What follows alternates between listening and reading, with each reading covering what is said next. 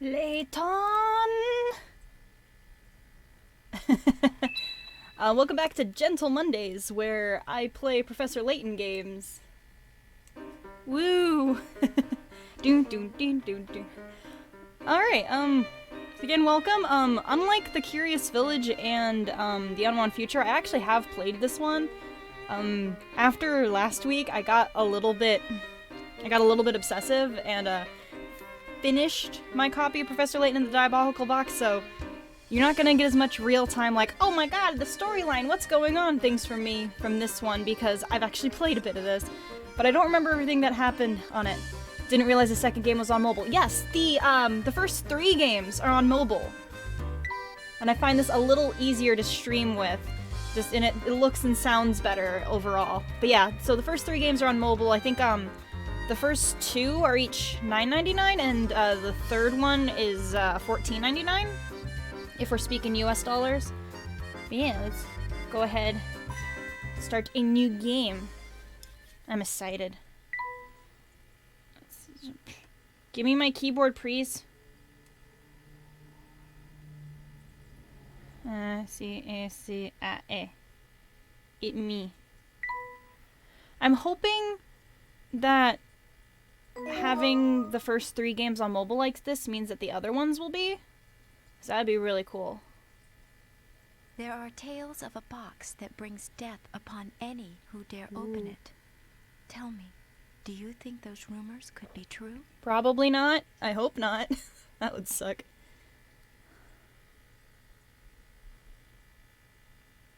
I would love to flip it over to landscape, but it doesn't actually work in the thing. It's going to be sideways, so I'm going to be leaving it portrait mode for now. Look at the nice animation.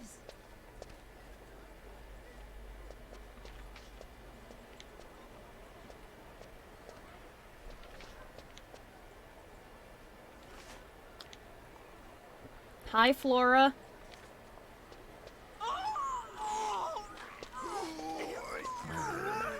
Oof. That's a oof. Try to get a hat that matched Luke a little bit. Now this is what I call deluxe. Just look at this room. Aww. Yes, I can certainly see why some call the Molenteri Express a cruise ship on rails. This sofa's great. Now, Aw. don't forget, Luke. A gentleman pays attention to his manners. In every setting. Oof. He got told. Hi, Coyote. Nice to see ya. Thanks for, sharing my copy pasta.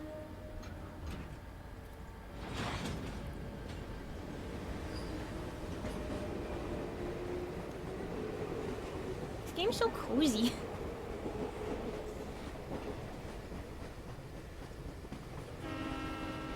Choo-choo.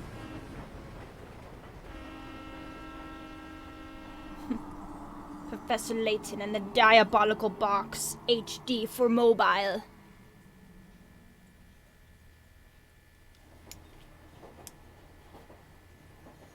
So what's the actual story behind the Elysian box anyway? All who open it die, huh? Sounds awfully fishy to me. Perhaps so. But we've seen it happen with our very own eyes. What the The fuck? answer is out there, Luke. But I just need to find it. We will. I know it. I love the professor's voice so much. Of course you would. Alright. Intermission screen. Alright. I'll do some push-ups for you, Coyote. Just gotta move crap out of the way. I was on a trip, so my room's a mess. 1, 2, 3, 4, 5, 6, 7, 8, 9, 10.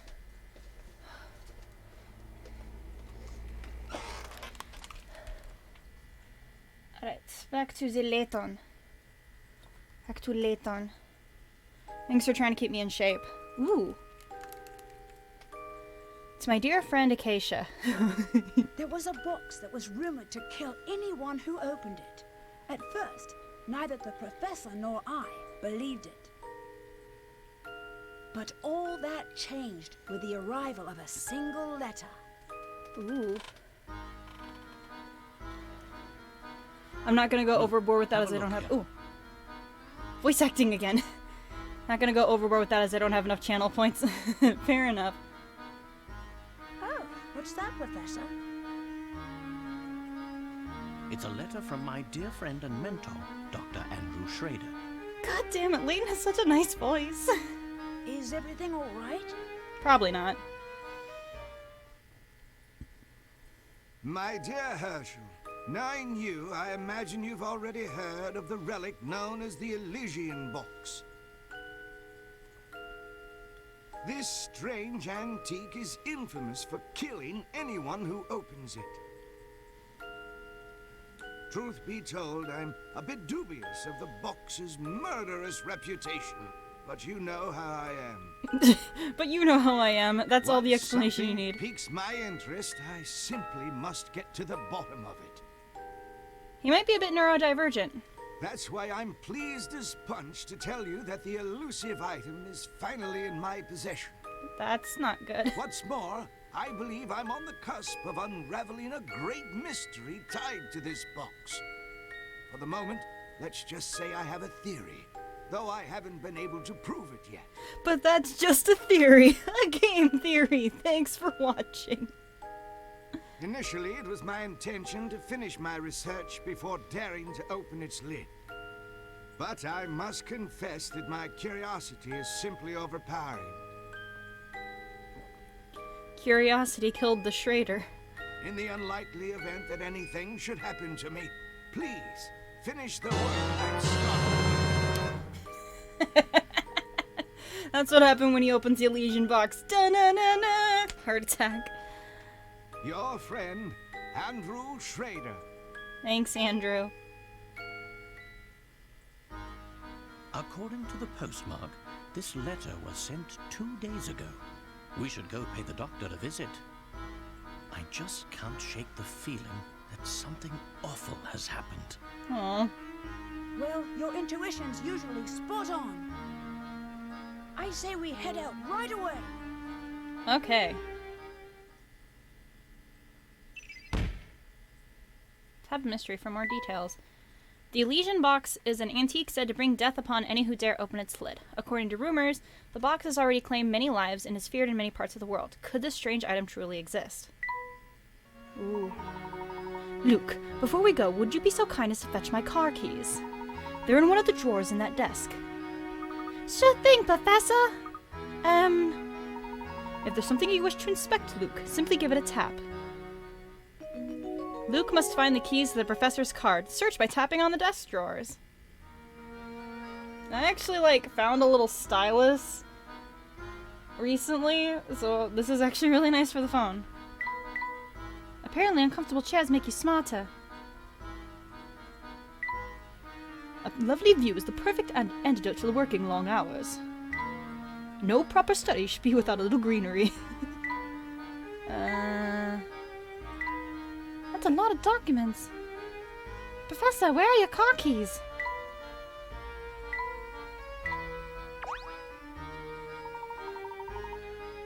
Oh.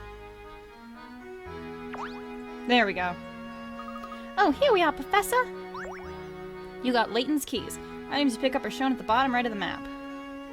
Many thanks, Luke. Now, let's get moving. You do know how to move about, don't you, Luke? You bet I do! Let's see, first off I tap the shoe in the lower right corner. Then I just tap one of the little arrows that appear to move in that direction. That's exactly right. Anytime you want to move, start by giving the shoe icon a tap. Go on, try it out. Yeah, I tried to, but your keys were in a stupid spot. That's the way, my boy. My boy. These puzzles are what all true gentlemen strive for. One can't properly investigate without doing a little legwork, as they say. I couldn't agree more, Professor. Now, shall we head off?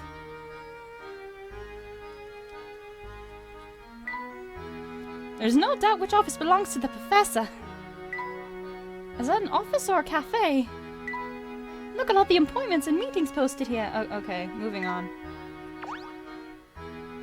Look, before we set out, it would be wise of us to confirm the location of the doctor's flat. During one of his visits some time ago, he was kind enough to leave me a map to his home. The map, as you can see, is a rather unusual piece of cartography. Look here, Luke.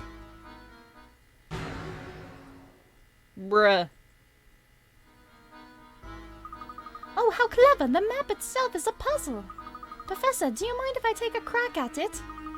I just know I can solve this one! Alright.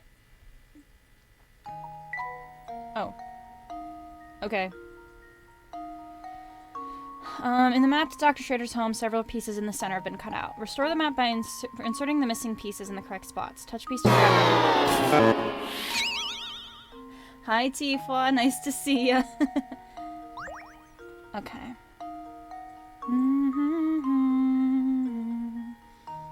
Alright. We're doing puzzles. That doesn't work.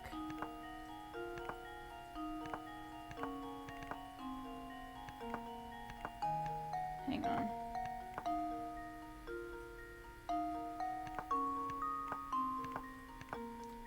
Wait. You can't rotate the pieces. Okay, why did I think you could? I can't read.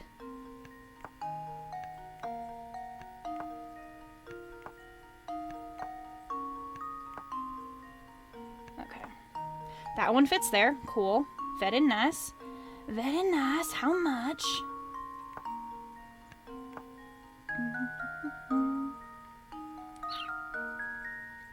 Apparently not. Nope. Yes, okay.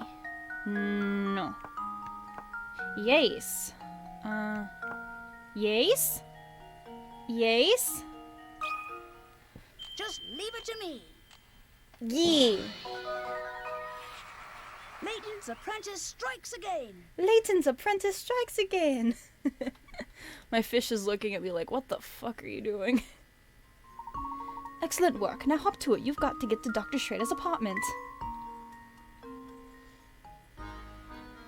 Okay, pick a rats, blah blah blah blah. Excellent. With our destination confirmed, we are ready to pay the doctor a visit. Come now. Cutscene. Let's go. Sip some tea, watch a cutscene.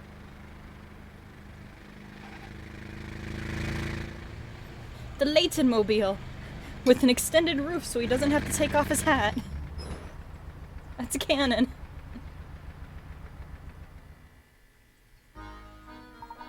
I do believe we found the doctor's building. But which flat is his?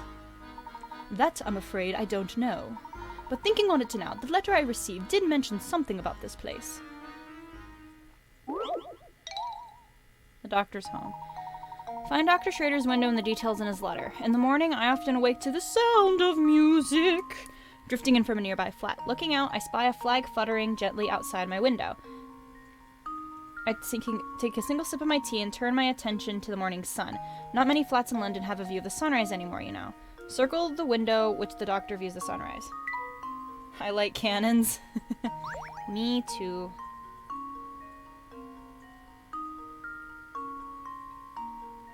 Wait.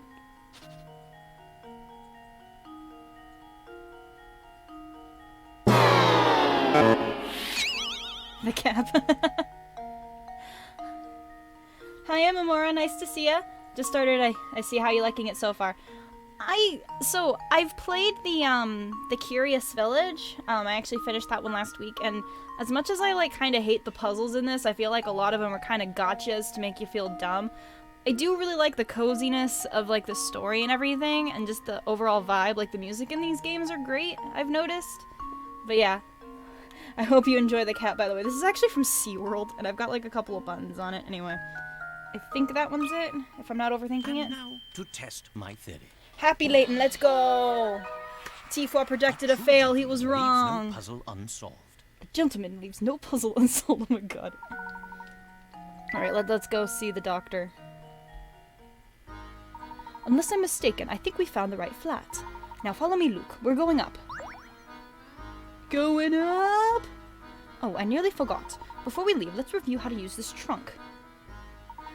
To open the trunk, just tap the thing. Inside, there's a lot of things. Touch an icon to use it. Save by saving. This is a puzzle index. Solve puzzles, yeah. Journal, display notes. E. I didn't predict I fail. My logic was reverse psychology. Sure. Sure, we'll go with that. So whenever you need to access the trunk, just give it a tap. Okay. Hey, hold up a second. You're a new face. Want to hear something absolutely ace, mister? See that mailbox right over there? Try tapping on it, will ya? Hint coins. Okay. Brilliant. That's a hint count you find there. Ever work a puzzle and get stuck? It sounds like that when I bet you'd fancy a hint, yeah? But when that happens, you can trade in those shiny hint coins for hints. Or I just go on the internet. They're scattered all over the place, which means you should be on the lookout for them. Tap on anything suspicious, okay? Good. Well, that's all I had to say. You take it easy, mister. Thanks. It was a weird throwback for Shu, but I watched a video from Mother's Basement right after your Hyrule Warrior stream, whose names I should see but yours, sitting in a review on SAO Progressive. Oh, yeah! I forgot I actually made it on there. I happened to find a copy of SAO Progressive at Book Off in Costa Mesa, and I read it, and yeah, I'm like really happy that my review actually got used in that video. It's pretty lit. Found another kern. I suppose it worked, Tifa. Look at the pretty artwork! It's so much better than the pixels on the DS. Kern. This is Dr. Schrader's flat, I'm sure of it. Andrew, are you home? It's Herschel. Herschel Layton. Sir, are you in there? Doctor. I don't hear anyone in there, Professor. What if he's... There's no time for speculation now, Luke. We must get this door open immediately. It seems to be locked from the inside. But without a key, there's no way to get in. Ah, of course. In my haste, I forgot about these keys the doctor included in his letter. Bruh.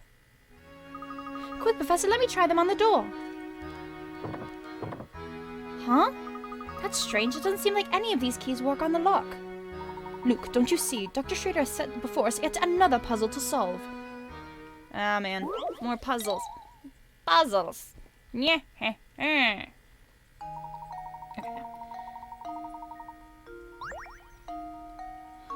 Oh, you know what? No.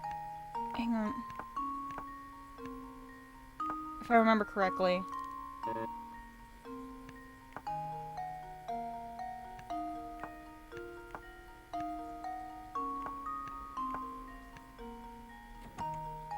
Yeah. 2 victory sounds in a row. Let's go. Too easy. That was almost too easy.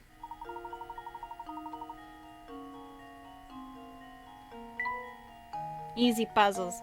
If only the rest of the game could be like this. Cutscene. Professor! Yeah. No, Andrew. What? I know How could you're. this have happened? I know your friend just died, but your voice is so nice, Layton. This is terrible, Professor. Do you suppose the Elysian box did this to Dr. Schrader when he tried to open it? I honestly don't know, Luke. But that can wait. Right now, we need to notify the police.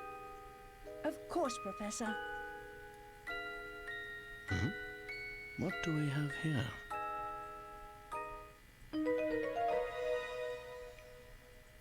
A train ticket for the Momentary Express. Now, this is strange. Look, there's no destination written on this ticket. Oh, how are they gonna do this? Because I remember this puzzle, you had to, like, physically go in the guidebook. But this is the mobile version. Have you ever seen a train ticket that didn't say where it was taking you? Yes, very strange indeed.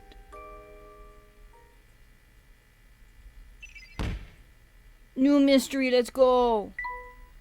A single ticket with no visible destination was discovered in Dr. Schrader's home. It appears to be for the Moreland-Terran Express, but where exactly is it supposed to take its owner?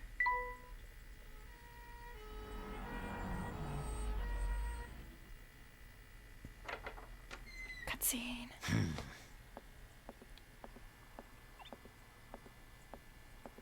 Excuse me. Okay, asshole. Huh? Hey, it's you! Well, Inspector Chelmey's the name. You two found the body, did you? No, Luke, let him go. Luke, stop that. That's his face. Listen here, Luke. Oh my gosh, his face doesn't come off. He's the real deal. This isn't Scooby-Doo! Detective not Gumshoe, basically. Well, it would be Inspector not Gumshoe, but basically, yeah. What in the blazes? What in the blazes? That's my face, not some piece of taffy. I'm so sorry, sir. I didn't mean it. I was sure we had another imposter on our hands. What in the world is this child talking about? I swear, young ones these days have no manners. Poor guy. I mean, he's kind of an asshole anyway, so... My apologies for the confusion. Allow me to introduce myself. My name is Herschel Layton. I'm a professor of archaeology at Gressenheller University. And I'm his apprentice, Luke. I'm his apprentice. Interesting. So if I understand correctly, you keep a child around as an apprentice, do you? What are you insinuating? Not at all, sir. In truth, he's... Professor Layton's apprentice, like I said. Well, it's really none of my concern. I have a crime scene that needs my attention. Clear a path, will you? But of course. Luke, not a word about that ticket to the authorities, all right? Ooh. This is how we know Layton is a good dude. Even Layton agrees with ACAB. You got it, Professor. Yes. Let's see. What do we have here? A true gentleman doesn't tell the authorities things.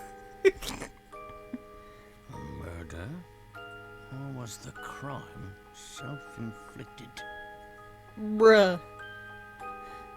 Inspector, I should tell you that the door was locked before Luke and I came in. I see. So this door, the sole entry point in and out of this 8th floor flat, was shut tight. Plot twist, Luke is Layton's son. I think like Luke is the son of one of Layton's friends, I think. Then the doctor was holed up in here, completely apart from the outside world, yes? That being the case, yes, I'm sure of it. The old gent must have suffered a heart attack. What? How did you come to that conclusion, sir? Luke's having none of his shit. Use your noodle, laddie. What other explanation could there be? It's true that the flat is on the 8th floor and that the door was locked, Inspector. Still, I'd hesitate to say that this room was completely closed off from the outside. Is that so?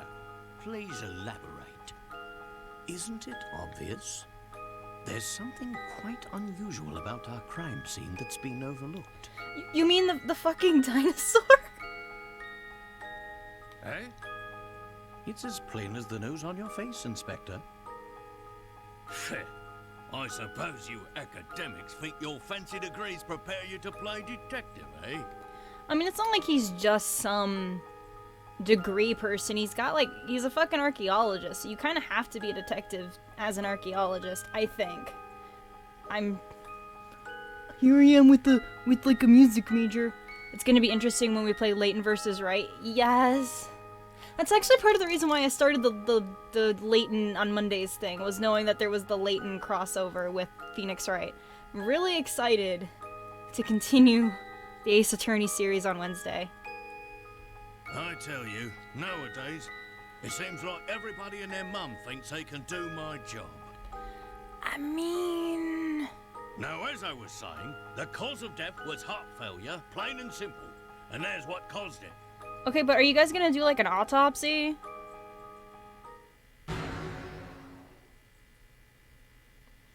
This?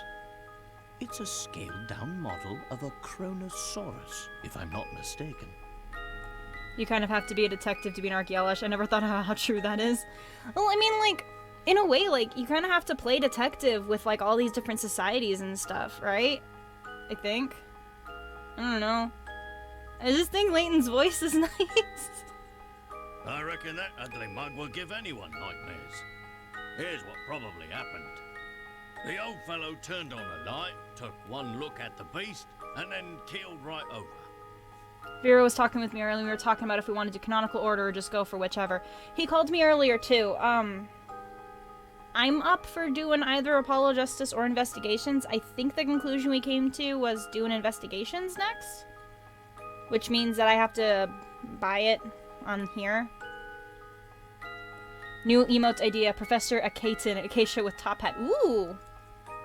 Ooh. Good point. Very good point. Okay. That could either be a 10k bit emote, or, if we can unlock another emote slot, I could have it be another tier 1 thing. Yeah.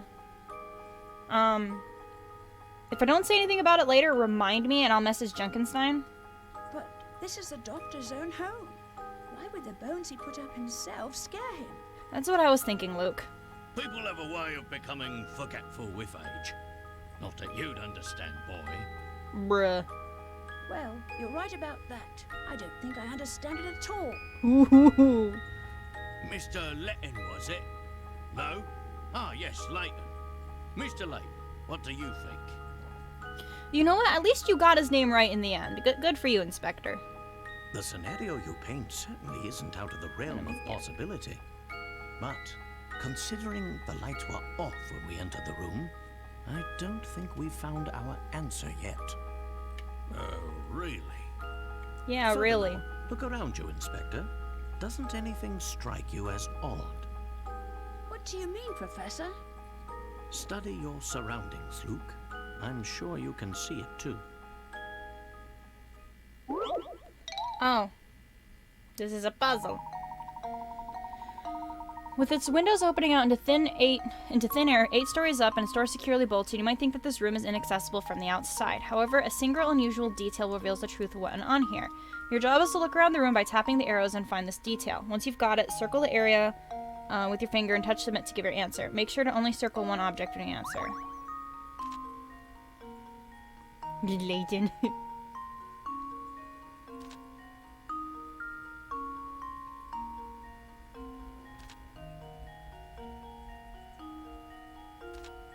I mean, is it the fact that the window's wide fucking open? Just leave it to me. No. Getting their name right in the end, I wish I knew that I'm feel. stumped. I mean, mood. Thanks for the og. Okay. Oh.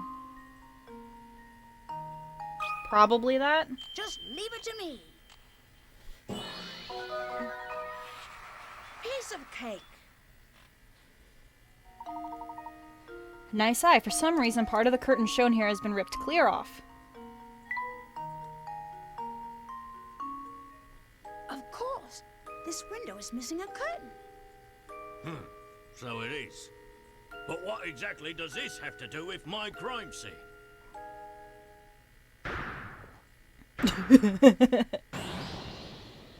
Bruh. It means someone exited the building through this window, and I'll bet he's our culprit. Good job, Luke. I'd say that's a sound theory. Well done, my boy. I know he's praising Luke, but like, god damn it. Oh, yes. Sound as a pound. I was just about to propose the same idea myself. No, shut up. Liar! Thanks, Luke. Shh, Luke, listen. I don't believe our friend the inspector will be of much help to us. Layton telling to spill in the tea, except he wouldn't spill the tea because he is a gentleman. He would drink the tea. I want to drink my tea. It's barley tea tonight because it has no caffeine. What say you and I conduct a little investigation of our own? Professor, look! There's something in Dr. Schrader's hand. A Layton S to the I to the M to the P, I see. You're not wrong.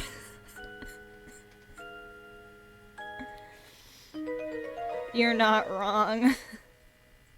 It's an old photograph, but it's been torn into so many pieces, I can't make out the original image.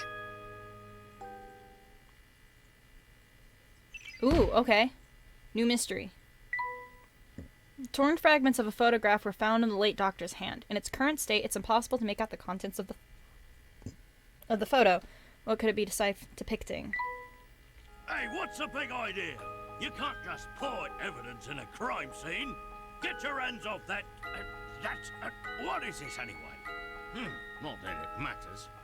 I'll be holding on to that. Now, out with the both of you. Okay, fuck you.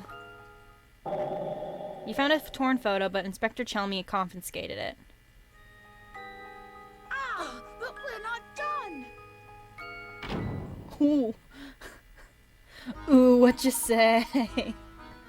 Dr. Schrader indicated that he was in possession of the Elysian box, yet there was nothing resembling such an artifact in his home.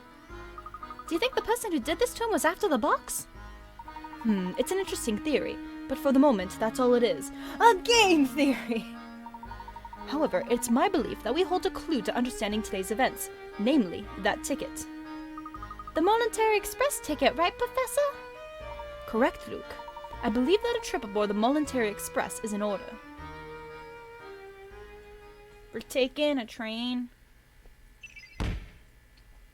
Box's location. Somebody managed to steal the Elysian box from Dr. Schrader's home without leaving behind a single implicating clue.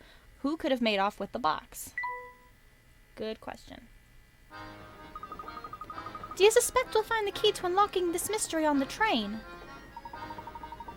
Dr. Schrader did his best to point us toward the Monetary Express, should something happen to him.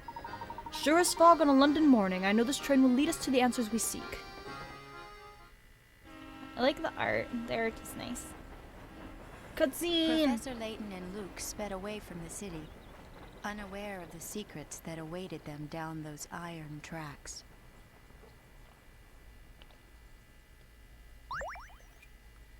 Yes. Freeze, save, zip progress. If I remember correctly, there's 7 chapters in this game, so... We're on chapter 1.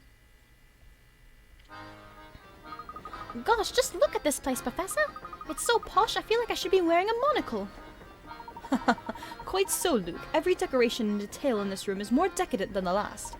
I'd wager the rest of the train is just as grand. How would you like to go exploring for a bit? Hell yeah! Fuck. Look at that, Luke. Your bag is wide open and your belongings are scattered everywhere. Oops, I guess they are. You should put your things away before we walk around the train. Okay. Luke's belongings are all over the place. They need to be packed away in his trunk. Use your finger to drag individual object in the trunk. Make sure none of them overlap. When you think everything has been placed neatly in the trunk, submit.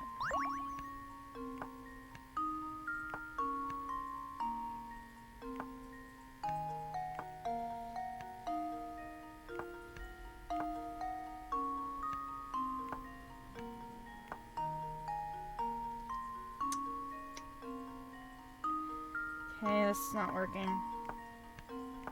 I'm about to get very frustrated at this game. Yeah, that's pretty much how this is gonna go down.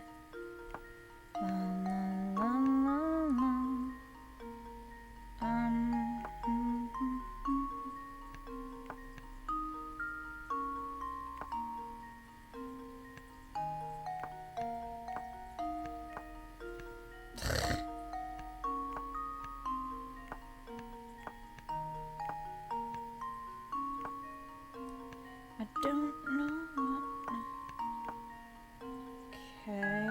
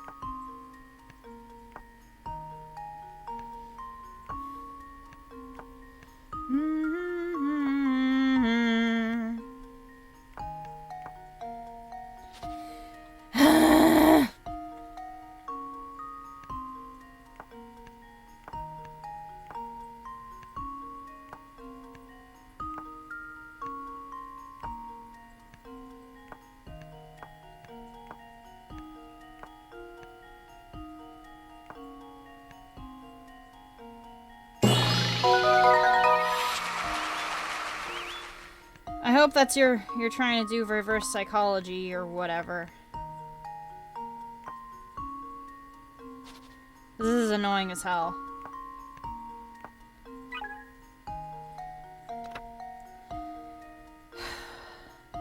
Gee, thanks. Lower left corner. Teddy bear belongs in the upper right. Okay.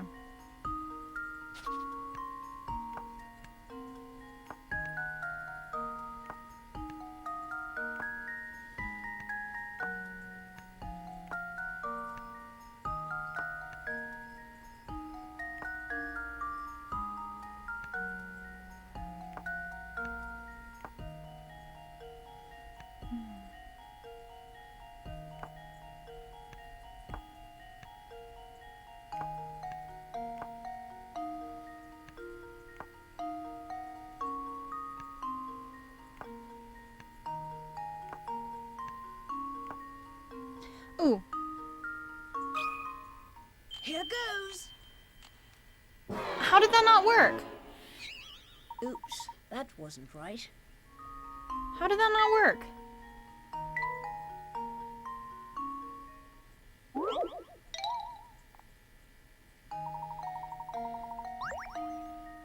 Oh. Fuck.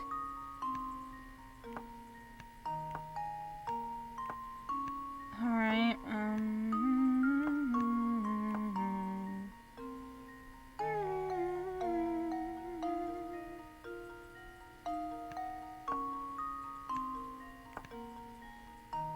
why the fuck did he bring a boomerang?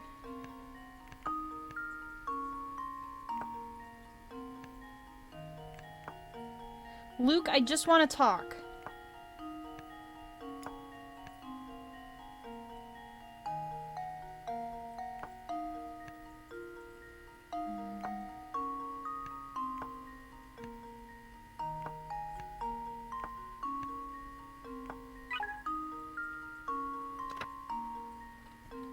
Luke's book should be in the upper left, okay?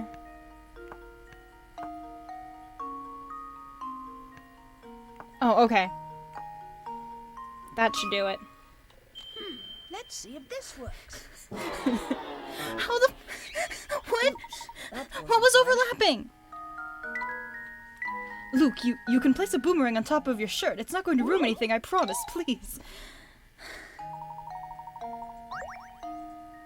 Oh, god damn it.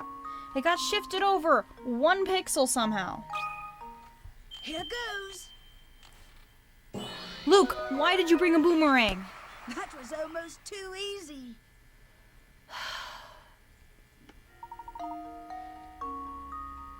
Fuck you, Luke. Whew, it was a tight squeeze, but everything's finally packed away. A bit of planning will prevent this type of scrambling in the future. Like bringing a boomerang. You're right, but I do feel better with everything put away. Come on, Professor, let's go look around some more. No, fuck you, Luke. Hint coin.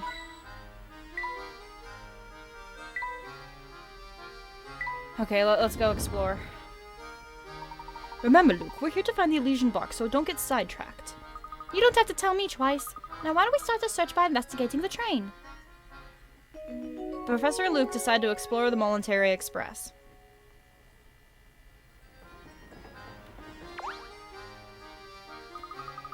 I hear the rooms in the front of the train are so super fancy that the doorknobs are made of gold. But no one's allowed except for really rich people.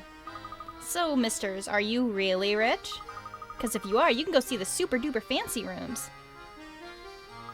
Super duper fancy rooms, eh? That none but the extremely wealthy can enter.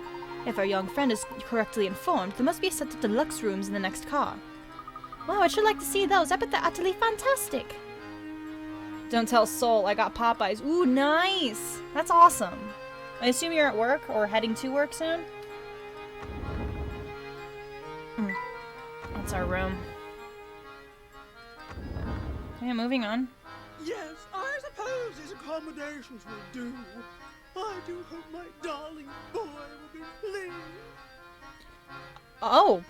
I wasn't expecting this to have voice acting. That reminds me, I believe it's dinner time for my sweet baby. I'm off to visit the dining car. Gosh, that lady was just the type I'd expect to see here on the Voluntary Express. Talk about rich and fancy. Quite. This train is full of many well-heeled patrons like the woman we just met. We must watch our deeds and words here. A formal sitting demands formal manners, wouldn't you say? Absolutely, Professor. At work? Okay, that makes sense. So we'll go in here. Fuck. Just look at the craftsmanship on this picture, Luke. I'm almost certain it was hand-blown. Who knew that something as ordinary as a picture could be so fancy? What could be more relaxing than sitting in your suite with a cold beverage watching the sunset? And speaking of beverages, or in this case, deadly beverages, have I got a puzzle for you. Let me at it, Professor! God damn it. This is what I get for clicking on things. Two men, known here as 1 and 2, are playing a strange game. First, both men put their empty pitchers on the table. A judge brings a pitcher filled with purple poison and places in either spot A or spot B. The judge then starts shifting the poison from one pitcher to any adjacent pitcher over and over. After moving the liquid 55 times, the owner of the poison-filled pitcher must drink its contents. If you were the judge and secretly wanted one to win, would you place the poison-filled pitcher down in spot A or B?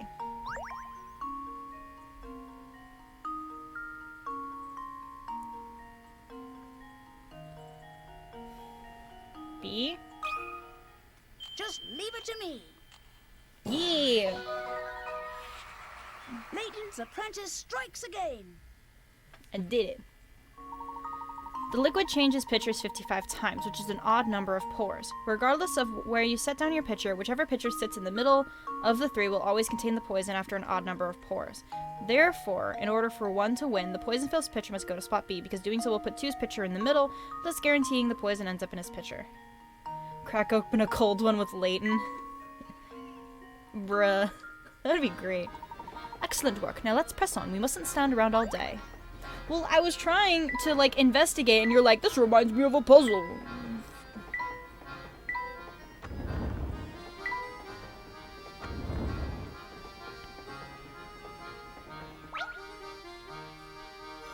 I'm dreadfully sorry, sir, but I'm afraid all seats at our fine establishment are taken right now. What a pity. Indeed it is, sir. But while you wait for a table, may I interest you in a puzzle? No.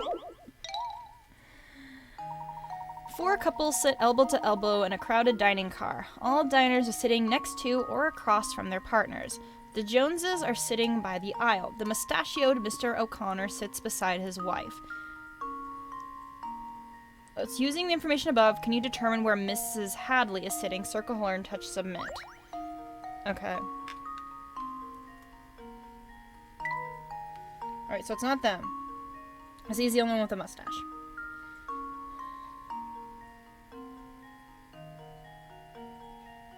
So, okay.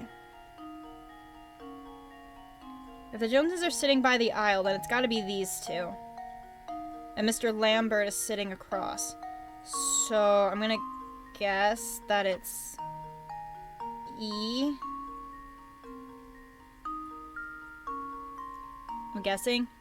I think Layton would enjoy a beer every now and then. It would probably be more something like bourbon or whiskey, but yeah. And now to test my theory. A true gentleman leaves no puzzle unsolved. Except we're gonna leave all the puzzles unsolved eventually. I did it. I got the puzzle. That's exactly right, sirs. They say that nothing whets the appetite like a hearty puzzle.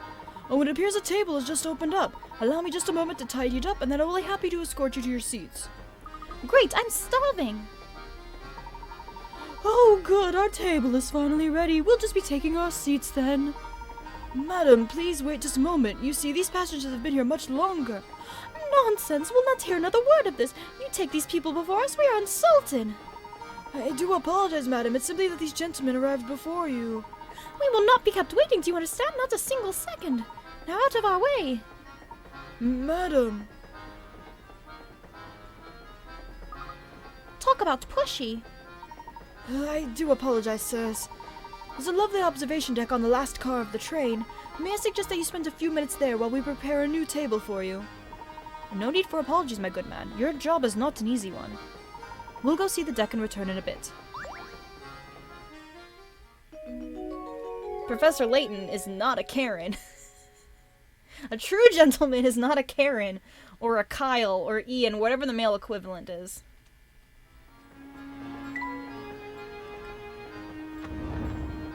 There needs to be a more established male equivalent. Wow, just look at all the stuff there is to eat! Yes, it seems that the Military Express is a first-class operation, right down to the kitchen. Oh my, passengers in the kitchen. I'm sorry, but we just can't have that. Wearing those dirty clothes of yours could earn me a health code violation, you know. I'll have you know that there's nothing at all dirty about our clothes, sir. Say what you like, Short Stack, but that doesn't change the fact that I'm running a kitchen here. Did you stop to think about what could happen if icky outside germs made it in here because of you? I see your point. Terribly sorry for the intrusion and every worry may have caused you, good sir. Oh, alright. I'm sorry too, sir. Wait, what's that? Bruh. That's a bigger health code violation than... Okay, I had to... I say Kyle, but social media say Kevin. Fair enough. Okay. So, I actually had to take a food safety thing for the ice cream shop job I got, and...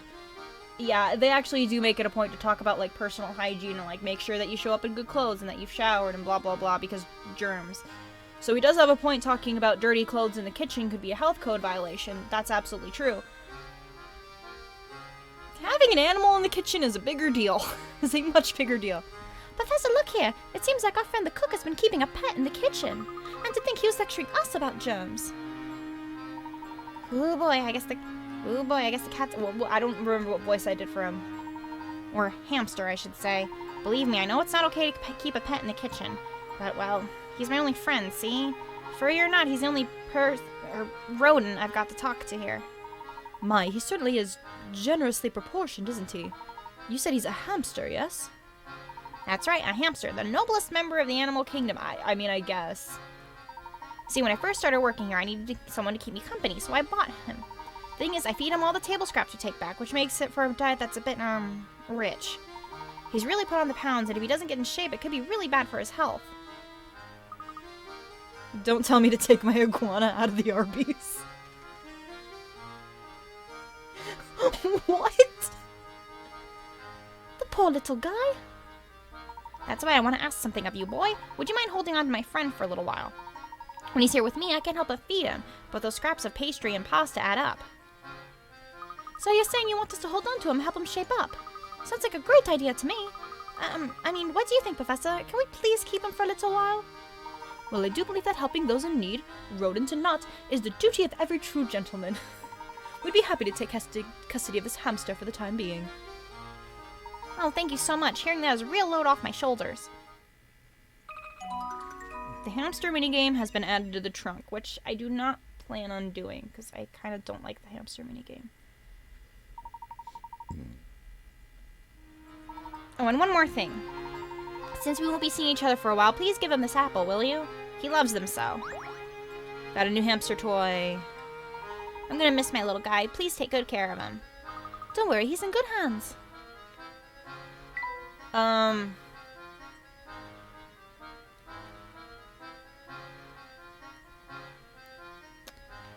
Oh god, I'm horrible.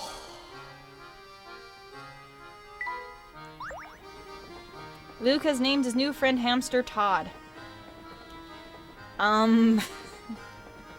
CS USB music department will get that joke. I am sorry. Okay, little guy, from now on, anywhere I go, you'll go too. Squeak? Dr. Hamsterville! It's Dr. Hamsterville! It's Ville! Dr. Hamsterville! God, I barely remember what that was. Haha, it appears that your special talent with animals has earned you a new friend, Luke. I think so too, Professor.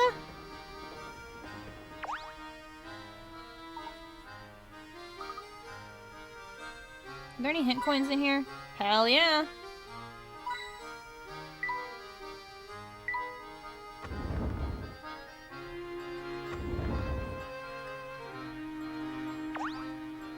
Ooh. Looks like no one's here right now. Let's check back later. What's up with this bitch? Welcome aboard, sirs. May I interest you in a refreshing beverage or a scrumptious snack? I can't word. Thank you, but I don't think we need any snacks right now. Of course you don't. And I put on my best smile for nothing. Mood. Lilo and Stitch. Thank you. Thank you. Oh my god, it's flooding back to me. Since we got this ritzy dining car on board, most people get their chow there. With competition like that, it's hard to even sell a cup of tea. I'm so bored. I've got a while until my shift ends, so help me pass the time with this puzzle, would you? Oops.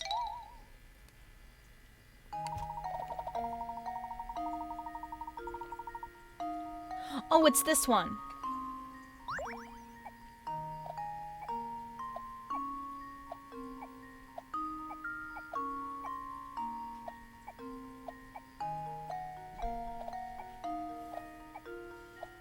Ha! Here goes. Easy. Cake. In as few as 7 moves. Yeah, sorry, I'm not that smart. Oh, check out the brain on you, kiddo. So listen, our next stop is this dinky little 2-cow village called Dropstone, right? There's like nothing there. I sure wish we could stop somewhere more exciting for a change. But I guess that's working a job for you. Sometimes you just have to deal with crippling boredom.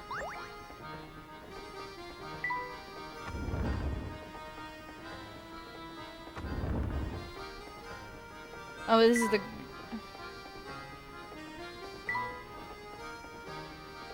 Okay, there's the granny shack. I don't really care about the granny shack right now. My, what a lovely deck. Wow, this is the best. This breeze feels great. Indeed, and the scenery is simply breathtaking. Look, Luke, you can see a lake over there. The sky is so blue, and just look at all those trees fly by. Now that's what I call a view. It is quite amazing, Luke. Goodness, all this talk of pristine scenery reminded me of a puzzle I heard once. Why don't you try it? Okay, bring it. The forest below contains 4 different types of trees. Use your finger to draw dividers in the forest so you can form 4 different sections. Each section can contain one each of a type of tree. Okay. Okay, I think I see the idea.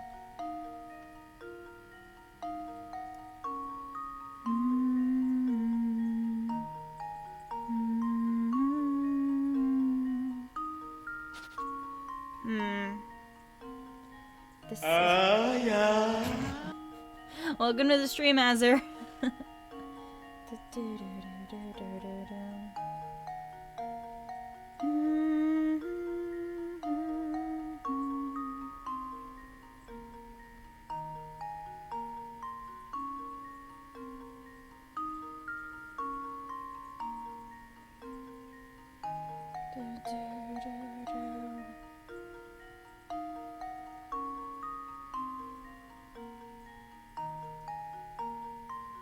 That should do it, yeah?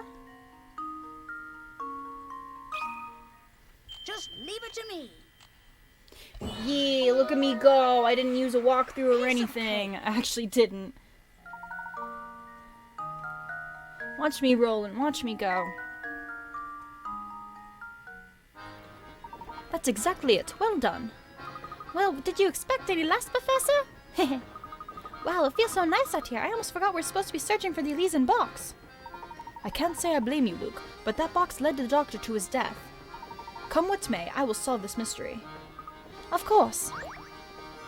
Do a Layton song? Oh. Sure. I can do that. Yeah, let me, Yeah. Where's my tablet?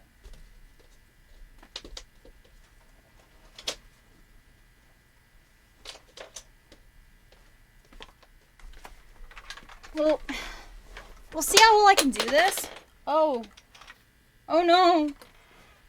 That's a part I need. Wait, do I need this part? No, I don't. Okay, cool. Alright, I'm gonna give this a shot. This may or may not go well. Let's see. What's it called? I'm sure I can do it.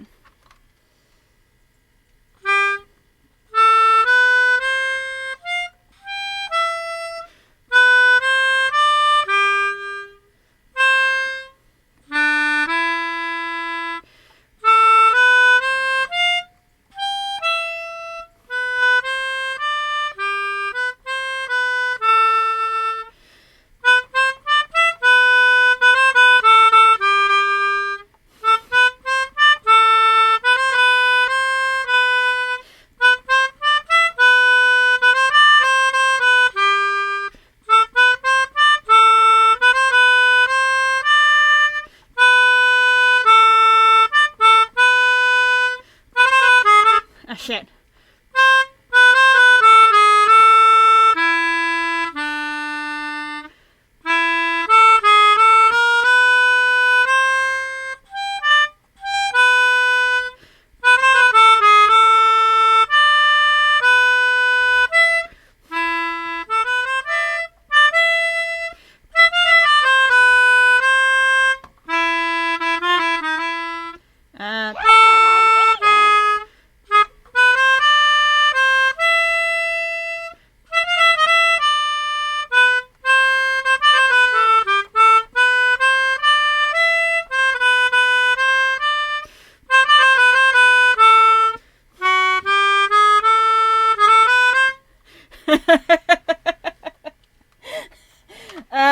I can try to do the rest of it. Hang on.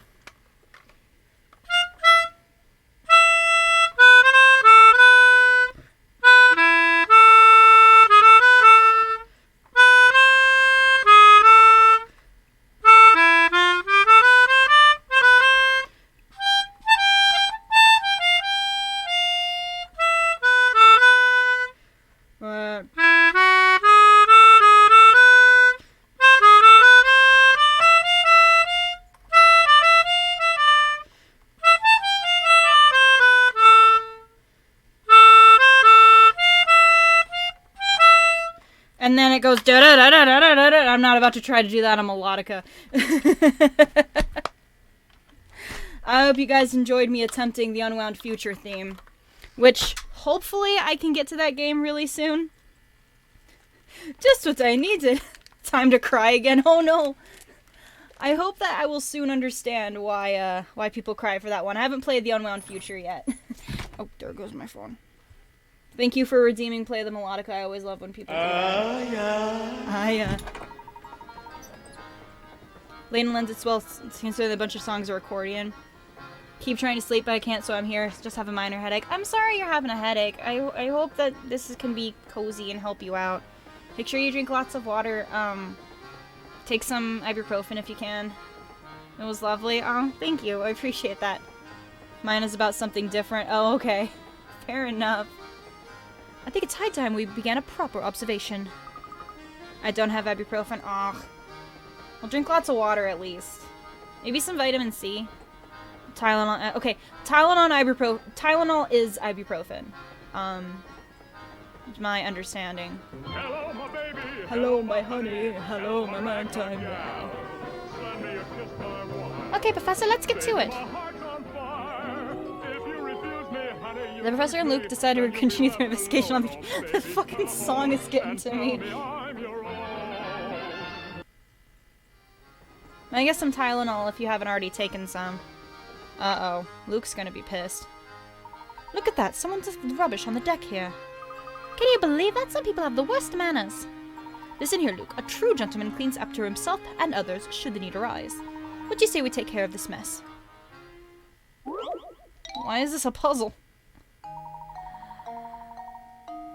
Oh boy. Okay.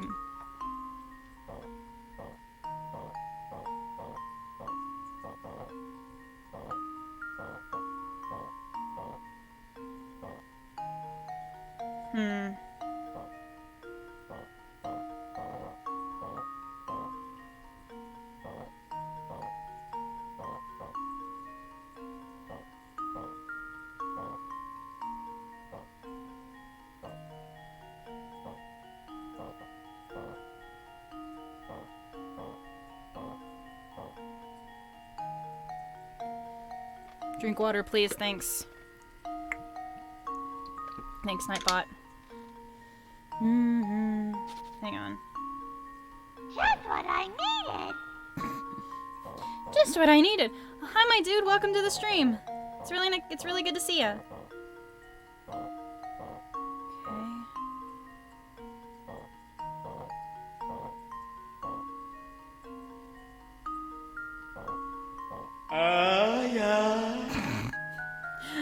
Yeah.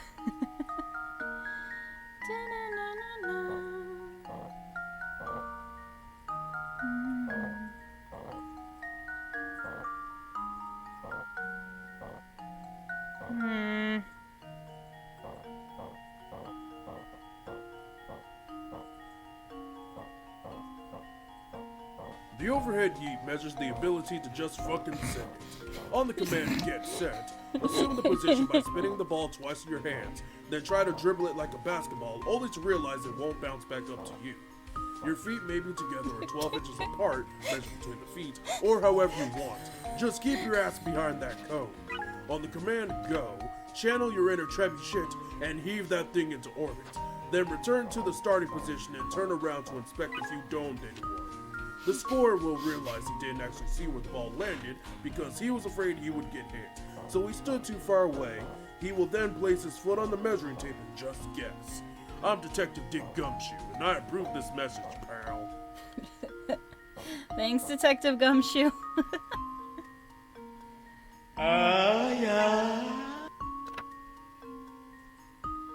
Place the blue block in the uppermost, lowermost, and rightmost corners.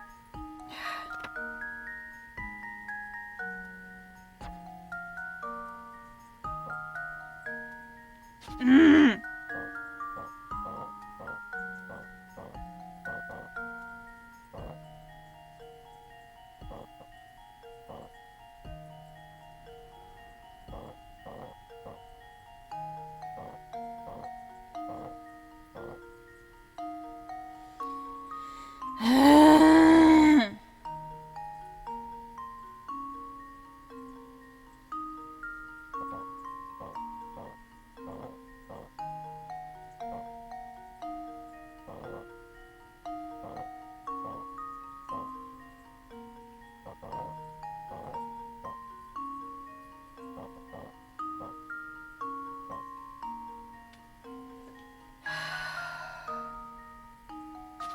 Okay.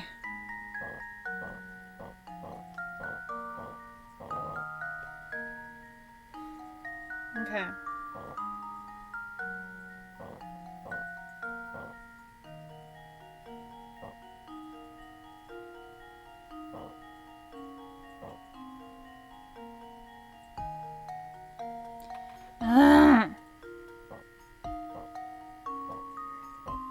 Am I just stupid or something?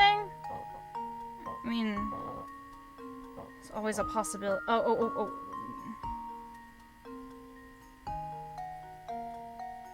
So now I can't do anything.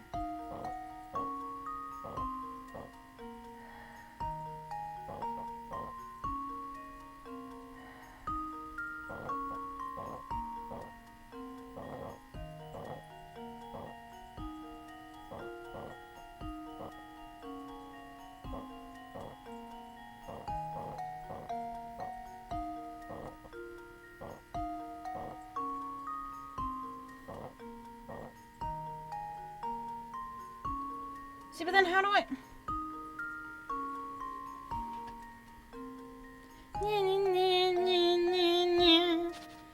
Okay.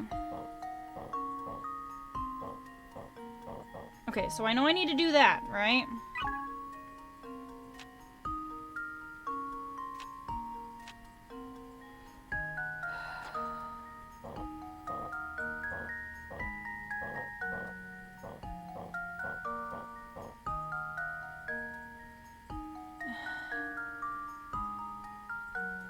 Except how do I get it to go from there?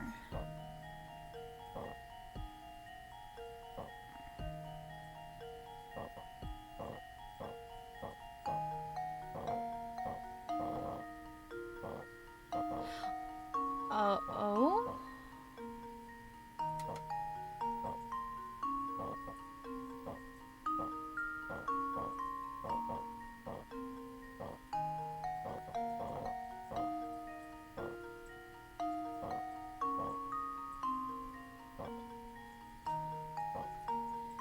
Except how do I...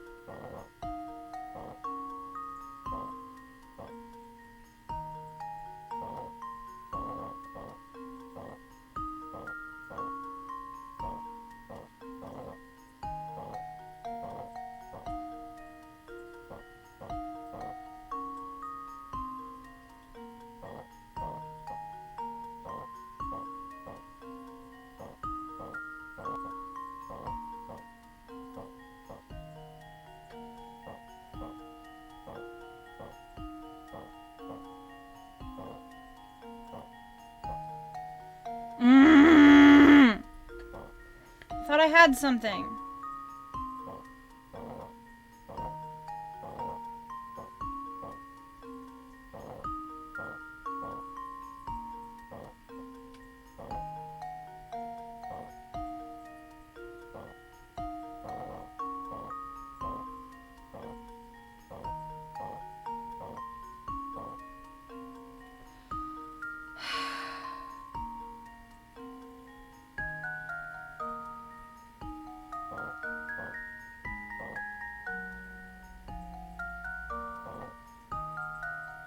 Yeah, my brain hurts too.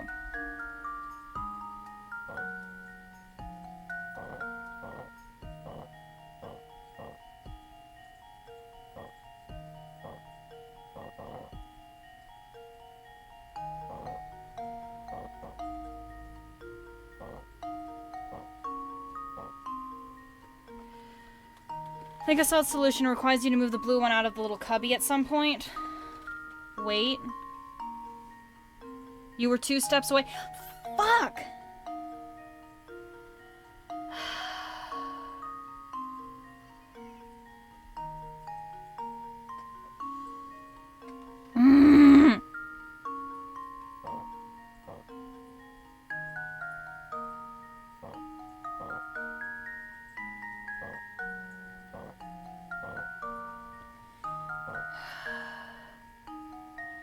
Move the yellow ones back up and you should be in a position to solve.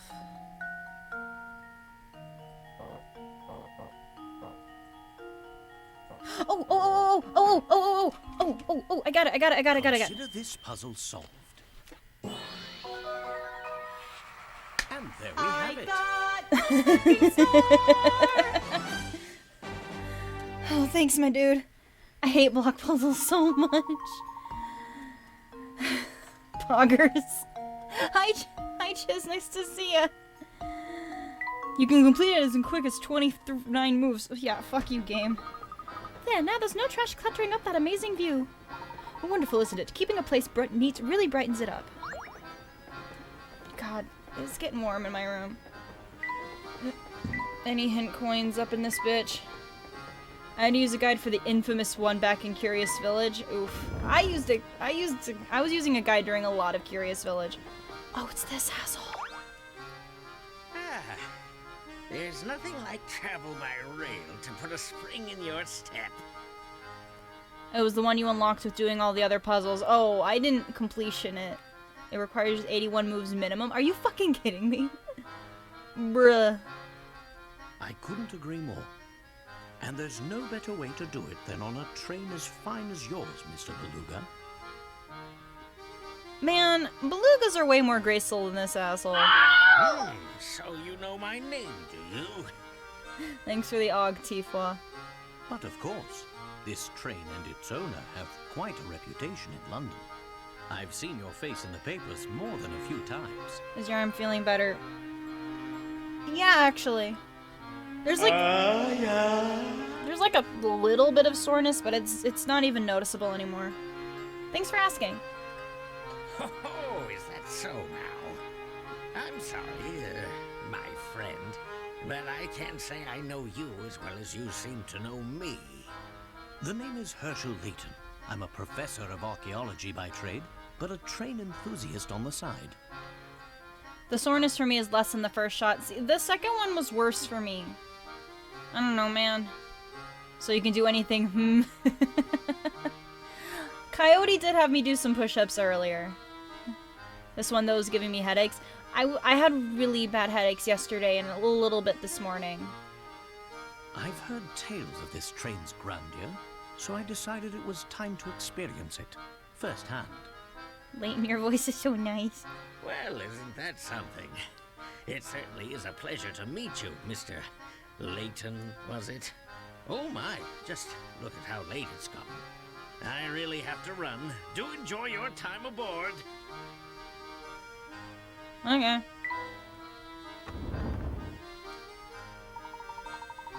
I know what you're thinking. Why don't we head back to the dining car now, Luke? I've worked up quite an appetite. You seem to learn songs really fast. Are you one of those people with the superpower of perfect pitch? Yeah. No, I'm just decent at sight reading. When I was playing the Unwound Future theme, I grabbed my laptop because I literally have a chart for it. There's a website called well, there's a few websites that I reference.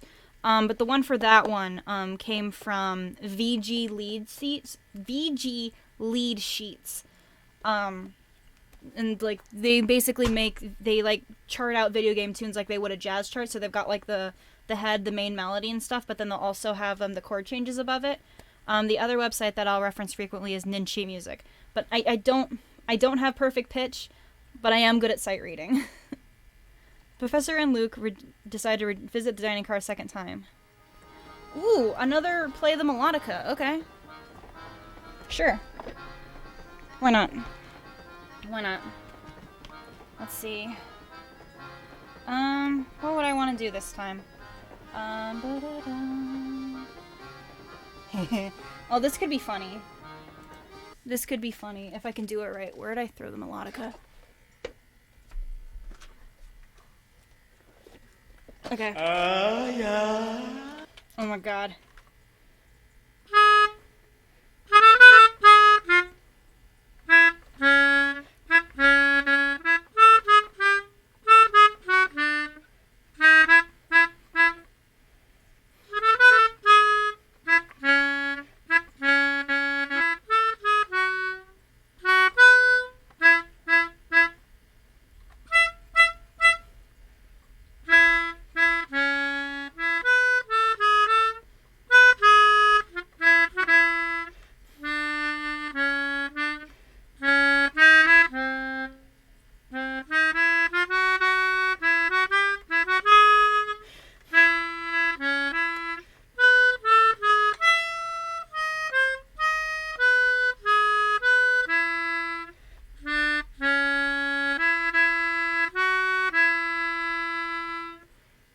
There you go. He walk.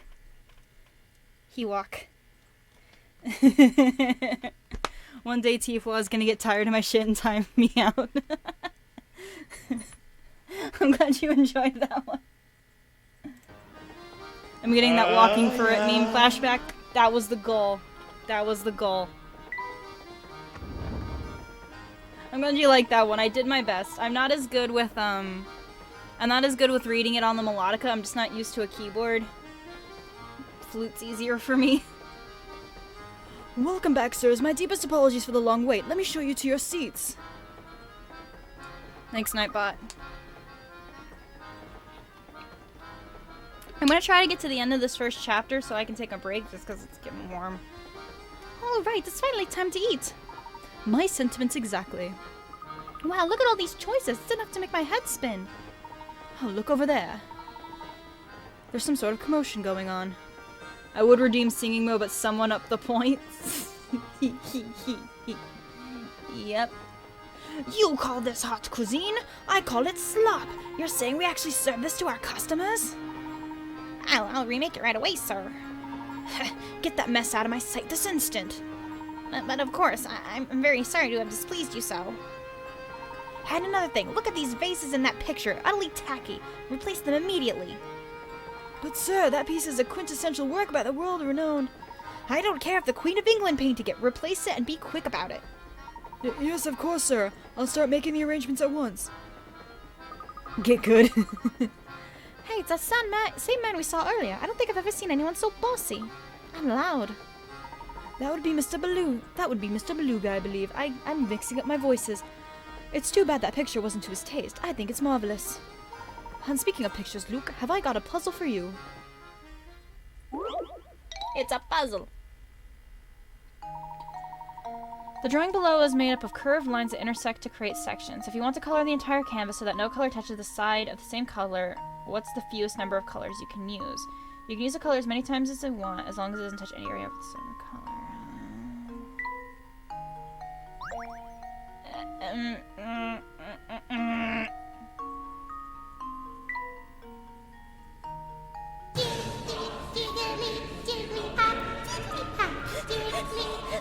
That's how this puzzle makes me feel.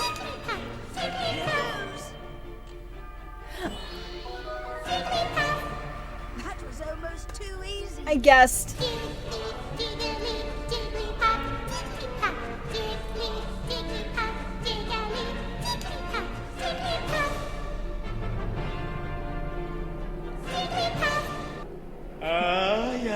God damn it.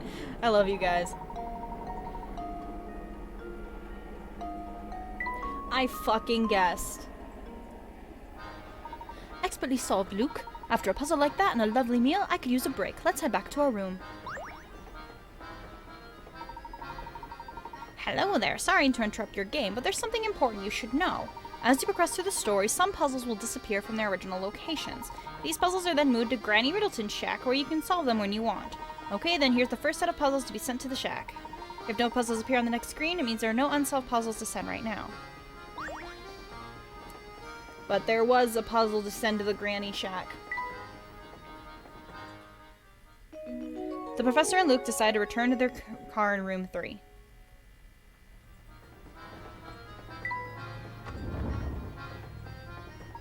Now, what do we have here? My boy, my sweet little boy, you've got to do something right this instant. Search the entire train. Madam, please calm down so I can understand the situation. Oh, Inspector Chelmy, I had no idea you were on board. If it isn't Mr. Layton, what are the chances, eh? Well, enough small talk. I have other names to attend to, namely a missing boy. It seems this woman's child has gotten off somewhere. I don't suppose you've seen him around. No, I don't believe I've seen any young boys.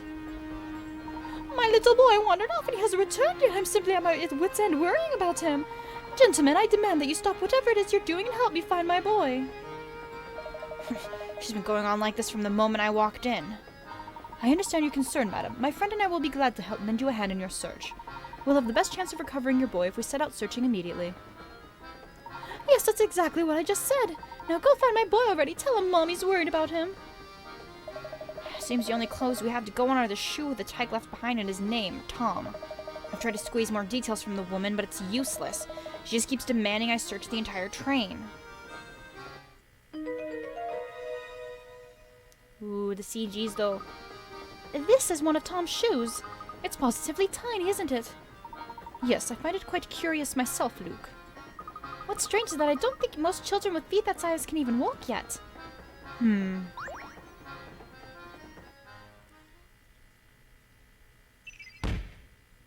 This is a whole ass mystery.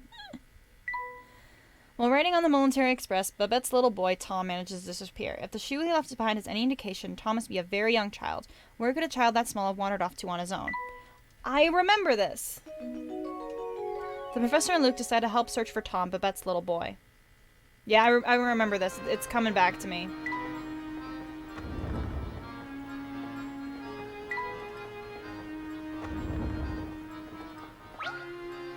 Fuck. Ew, Professor, the sugar is covered with ants. Oh dear, I have to remember to get my sugar for my tea somewhere elsewhere. Curious though, isn't it? How did they get here? Perhaps this puzzle will shed some light on things. Puzzles. Busy ants work tirelessly carrying food back to their nest. One day, one such ant was returning with food when he bumped into an acquaintance in front of the nest. Whoa there, doofus, don't you know that you took the longest path possible back to the nest? Think about where you're going, man. Knowing that the ant never traveled the same area twice, can you trace the path he walked to get to his nest? Oh, God. Hasty Bananas, welcome to the stream. Nice to see ya.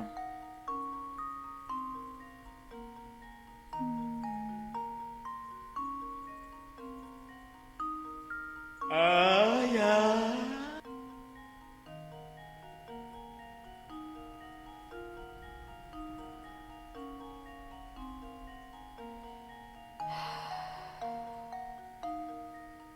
I get the feeling that's probably not it.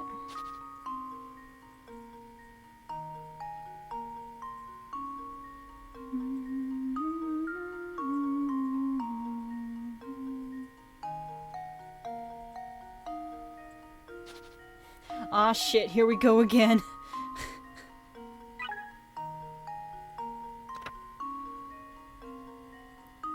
Gee, thanks. That's a great hint.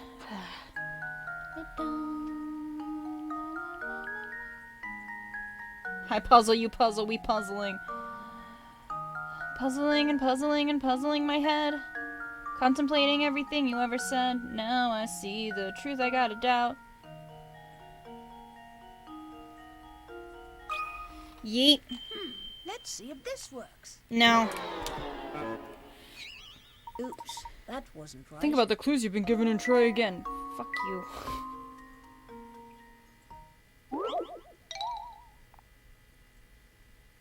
Alright.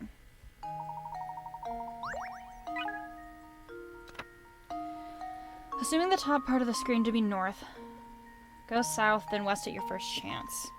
At the next okay.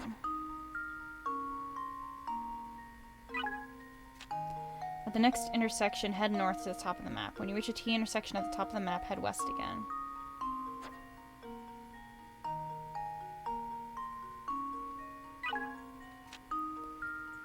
When you hit a wall, take the road leading south.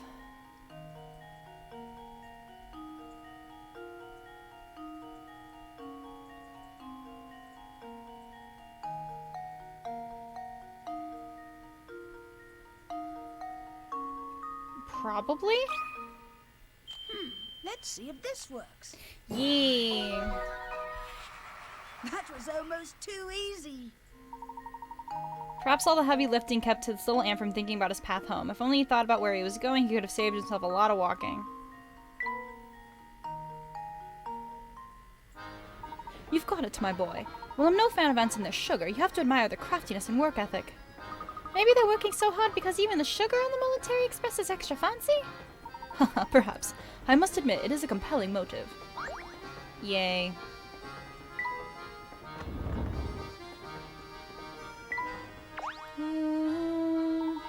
Oh man, am I dog food? What's the matter, mister? Well, oh, hey. So, I snuck into my uncle's room and borrowed his camera, right? Thing is, then I dropped it. I've been here trying to find all the pieces for like an hour, but I've only found one. That's quite a predicament. Yeah, and if word gets out about this wrecked camera, I'm gonna get major flack from the boss man. Whoa, brain flash incoming. Dig this. I'm gonna give you this busted hunk of junk. You do with it what you want. Just get rid of the thing, will ya? Okay, catch you on the flip side. Hey, come back here. The camera minigame has been added to the trunk. got a squarish part. Use it to rebuild the camera in the professor's cunt. Have you heard the Pro ZD Layton videos? I don't think I have. I share one in other memes. Oh,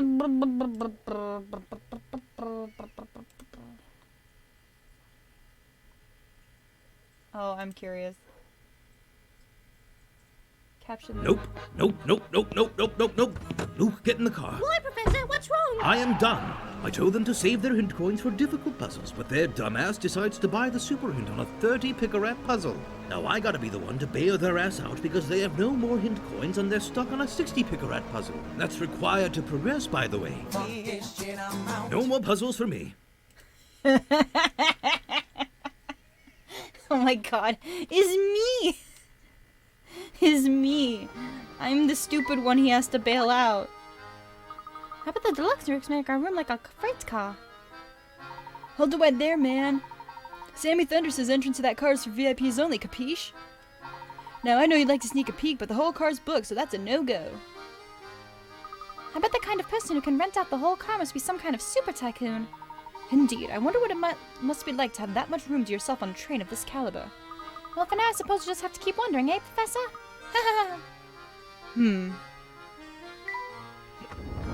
Okay. I think...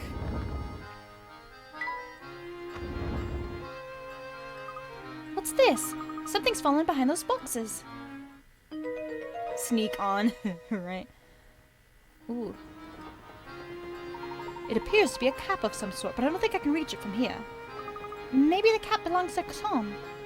We certainly shouldn't rule out the possibility. Oh hey, since we're on the subject of caps, have you heard this one, Professor?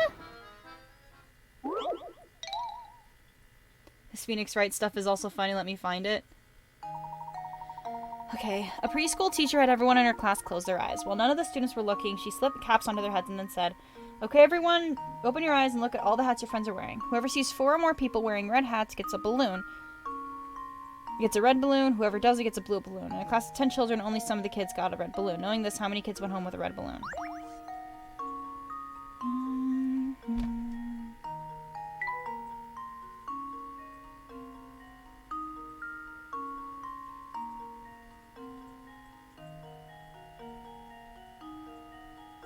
Wait, okay.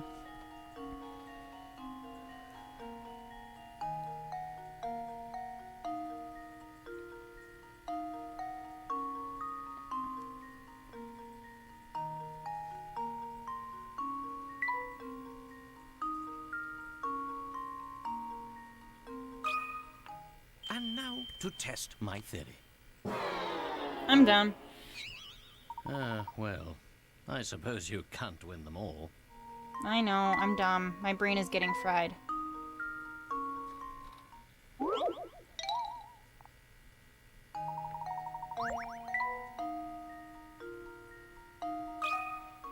And now to test my theory. Okay, it was the opposite of the way I was thinking. A true gentleman leaves no puzzle unsolved.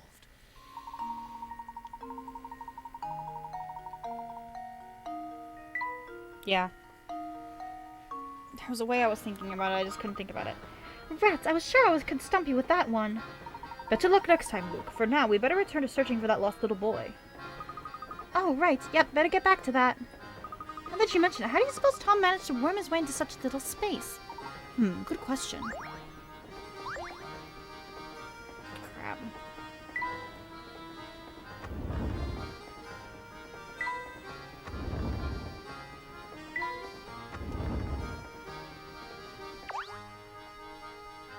Oh, take a look at this, Professor. It's food scraps, if I'm not mistaken. Do you suppose Tom wandered into the kitchen to grab something to eat? Well, it is possible, though if that is the case, the child certainly is lacking in the manners department.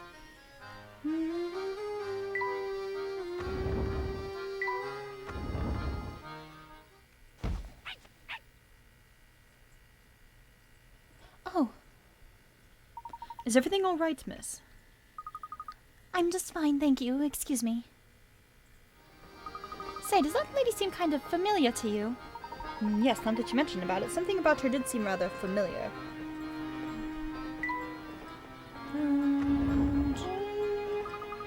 Ah, crap. Hello there, sunny boys. Ever get all knock-kneed and goosebumpy from a terrifyingly hard puzzle? Have no fear. The beautiful and clairvoyant Granny Middleton stands before you ready to help. I should have known. Who else could this tiny house belong to? Wait a second. What are you doing here anyway? So you've heard of me, eh, Shorty? Good to know I'm still a hit with the youngins. Hee hee hee. What do you mean? Of course I've heard of you. We met before, remember? Nope. I suspect you've got the wrong Granny, boy. Never seen you before. But you're here now, so that means you want to hear my spiel, right? Not really. Oh, no need to be so modest. Allow me to thank you for visiting me by bestowing a little tidbit of information on you. My specialty, you see, is puzzles. Puzzles people forget about, puzzles people miss. Surely you boys have had a few of those, eh? No need to turn red, it happens to the best of puzzlers. What do, you see, is I take those poor lost little puzzles and invite them to come stay with me. I imagine any puzzles you left behind have found my way to the hut as well if you want to say hello. If my hut is empty, then you clever lots will just have to go out there and find some more puzzles. Why don't you take a peek inside the hut to see what's there? How about no? Have to go sadly, but it's fun hanging out. Have a lovely stream. Thanks for stopping by. I really appreciate it. I'll catch you next time.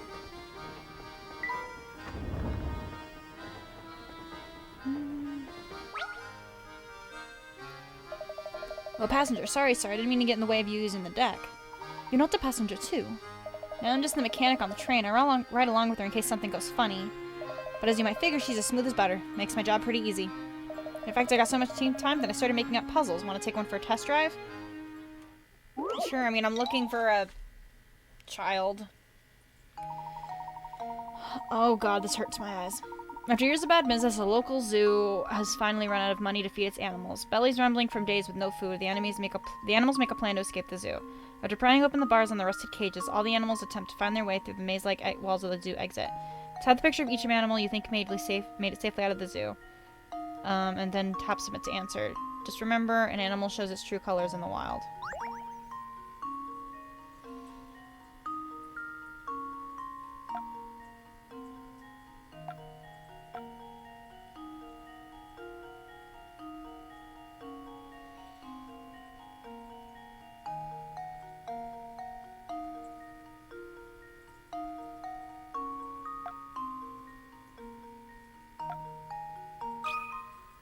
This should do the trick. Apparently not. Well, I suppose you can't win them all. Brain is fried.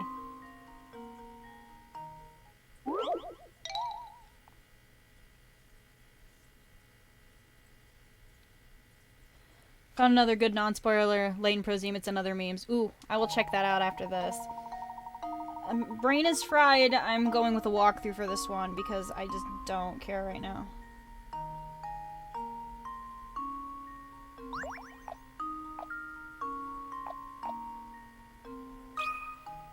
And now to test my theory. Ha! Wonderful.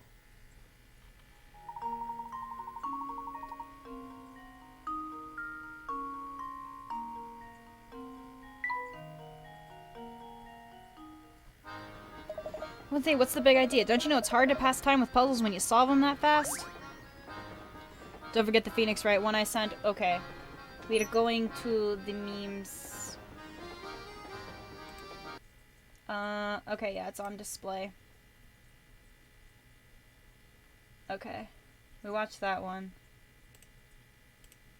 This is a rather difficult game, Professor. A gentleman never leaves a puzzle unsolved, my boy. Oh, bother. I failed. Now, Luke, a gentleman doesn't let failure discourage him. Whoops, failed again. And the gentleman would never tell you to step it the fuck up before he decides to get a new assistant. Wait, what? You heard me.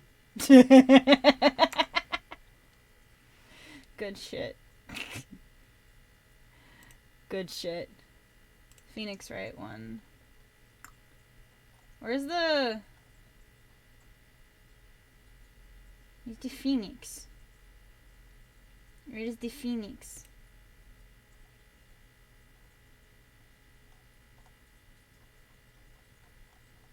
Where's the Phoenix?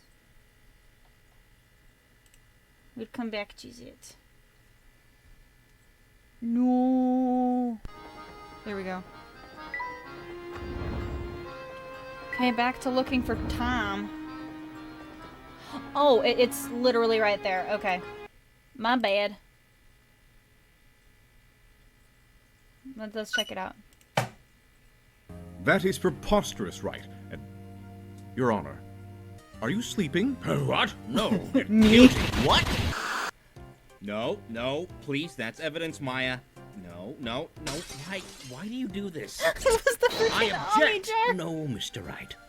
You're human.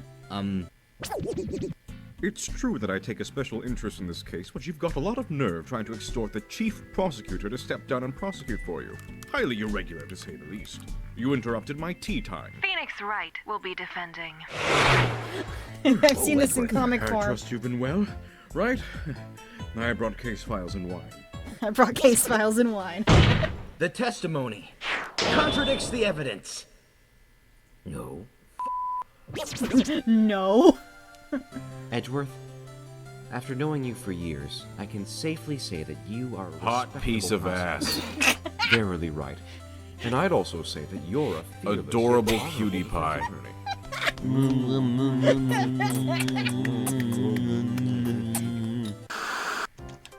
Edgeworth, right? I was going over the last case, and I thought I should bring to your attention. Why is your office full of teenage girls? Pretty much. Hey boss, they say Wright got his badge back and he's already got his first case lined up. That's great. I had to pull a lot of favors to make that happen. I hope he makes me proud. They say he's representing an orca. Of course he is. Of course Phoenix Wright is using this amazing opportunity I what? fought for to represent an orca. That ninja guy you've been helping out is prosecuting. Of course.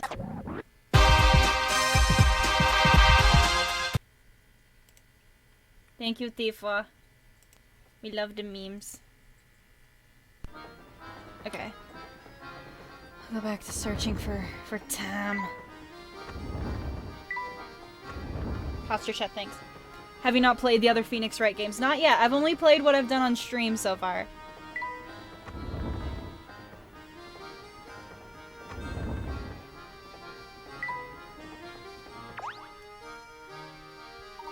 Whoa there, young fellow. You're in the wrong room. My wife and I are staying here. Dreadfully sorry to intrude, sir, but we are looking for a lost little one. Did you happen to see or hear anything pertaining to this? Oh, sweetie, I think they might be talking about that darling cutie pie who just passed by, remember? Oh yes, he was a cute one, he was. Very small and very clever looking, I'd say. So you did see Tom, then? He's been missing a while now. I didn't know whether he was a girl or a boy, truth be told. Tom's a right nice name, though. Oh, pish posh, Pierre. I did, but my best mall walkers, it was a girl who passed by our room. Yes, now that you mention it, I had the feeling that scamp might be a girl. But until you stick a ribbon on its head, who can really tell, eh? No, I'm all turned around. I don't have the faintest idea who we're talking about anymore. What? I hate to say it, but it looks like this hot lead just turned cold, Professor. On the contrary, Luke, we may have just stumbled on some extremely valuable information. What do you mean, Professor? You'll see. First, let's return to the scene of Tom's disappearance. The Professor and Luke decide to return to the site of Tom's disappearance. Hot piece of ass. Ah, Inspector. Tell me, are you any closer to discovering the whereabouts of the missing child? So you two are still flipping over furniture to find that tyke, Do you mean to say that the child has been found? No, not at all. What I'm saying is that the child is no longer on this train. I've asked everyone on board, but no one gave me an answer that suggested they'd seen the lad. This led me to the conclusion that the poor child either got off earlier or fell from the train. Fell off? Yes, it's entirely plausible given the way children love to run amok. When you combine that with their oversized heads, you've got yourself a recipe for disaster. I'll contact the railway police at the next station, so feel free to give up on your search. Just a moment, Inspector. The windows on this train are mounted high, and every exit is manned. Given the situation, don't you think it's unlikely a child could have made it off the train unnoticed? Alright, I'll humor you. So tell me, Layton, where do you think this elusive ankle biter got off to? That I can't say, but something tells me we made a rather large misassumption here. Boy, there's just no reasoning with you. Fine, keep playing detective. Nothing will come of it, I tell you.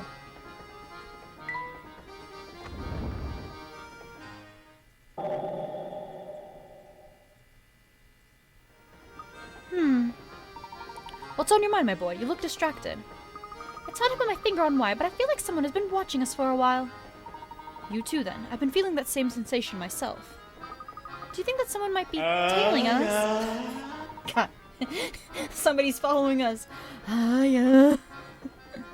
It's certainly possible. Keep an eye out for anything unusual. Wait. Huh? This looks like one of Tom's shoes, doesn't it, Professor? It certainly does. But the strange thing is that it's the same foot as the shoe we found earlier. So it is. Aha! So then, Tom must be... Luke, I do believe we both made a faulty assumption. What exactly do you mean? Recall for a moment the events as they have unfolded thus far. Let's see. We found a tiny shoe on the floor. That's right, a shoe small enough for a baby. And then there was the cap we found in the kitchen. But it was lodged in such a tiny corner, I don't know how Tom could have wormed his way back there. Correct. In order to get back there, Tom would have had to be no more than half your size. And that you mention it, I don't think I've seen any boys younger than myself on the train. That was my impression as well, which is why I began to consider a different line of thought. Luke, what if you and I have already seen Tom about and didn't know it? You see, all the while we've been searching for Tom, we've assumed that he's a small boy. But what if that assumption proves false? What if we've been wrong from the start? I think I see what you're getting at, Professor. The second shoe was in the same in every way as the first shoe, including which foot it was for.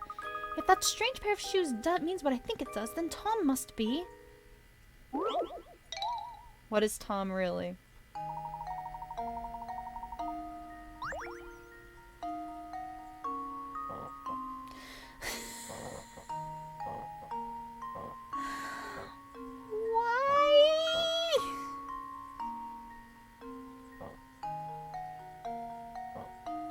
Okay, fucking why?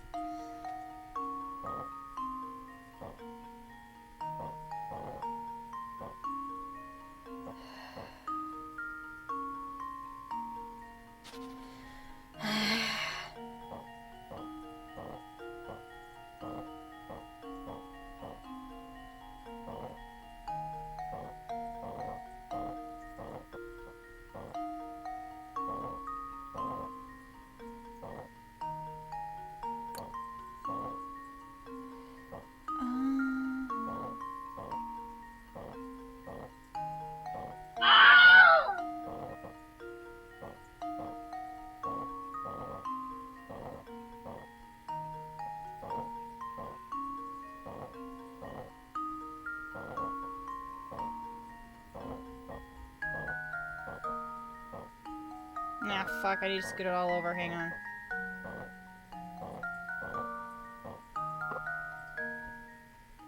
There we go. Leave it to me. Piece of cake. I got a fucking star! Thank you.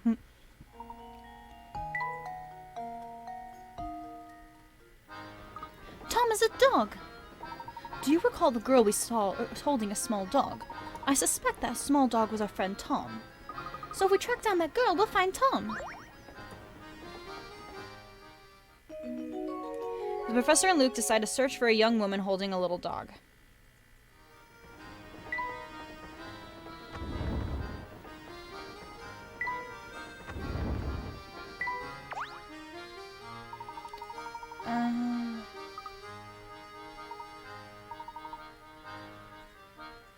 Fuck. An unknown number of people are riding on a train. At first station, the train pulls into. A sixth of the people on board get off. At the next station, a fifth of the passengers get off. The pattern continues so that the next station's a fourth, a third, then a half.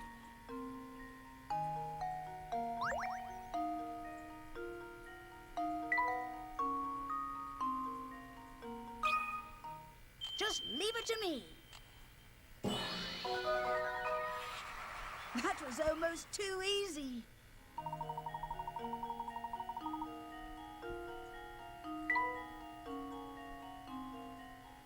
I did it. And that's how that one goes. Well, show's over, so move it, will ya? Folks in there find out the passengers are hanging outside the door. I'm gonna get an earful. Alright.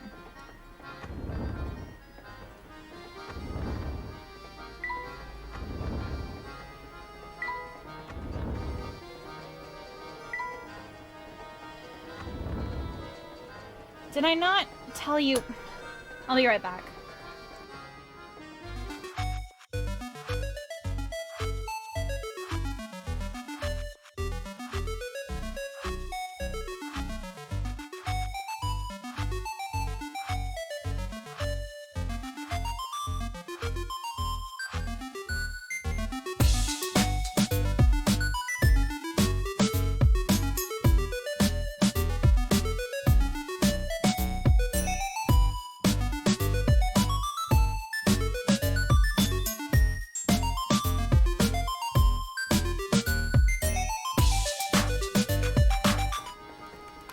Oh hey, the fact that I was streaming was actually respected for once. Alright, back to searching for woman and dog.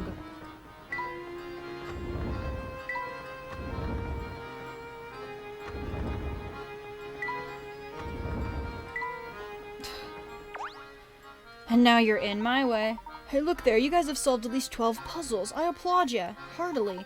I can't see how I could dislike a couple of can-do go-getters like yourselves. Let's be pals, eh? Oh. Nope, that's not the answer. This one's getting way heavy on my mind, I tell ya. Now what's with you two? What can I do for you? We're looking for a young lady with a small dog. Have you seen anyone fitting that description? Yeah, I remember seeing someone like that pass by. I was heading to the back of the train, I think. Thank you very much. We'll just be on our way. Now hold it right there, Top Hat. I see how it is. Get old Grousley to answer your question and scoot off without a word. I told you what you wanted to know, so the way I figure it, you should at least lend a fellow a hand. I'm sorry, sir. I didn't realize you needed our help. How will we be of service? There's this puzzle that's been on my mind for ages now. Maybe you'll have better luck with it. Want to try? No. Let's say this picture has a total area of 10. Can you figure out how much of it is made of clouds compared to the area that's made of sky? There's a definitive method you can use to figure this out. How much of the area is sky versus clouds? Oh, I remember this. I kind of remember this one. Okay, so we have to, like, divide it up into sections, right?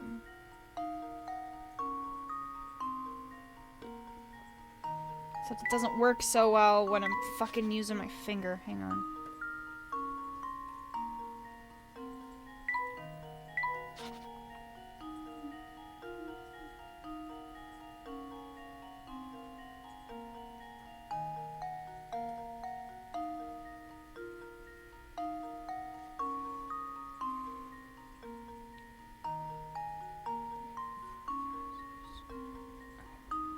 There's 10. So remember that. Okay, I think...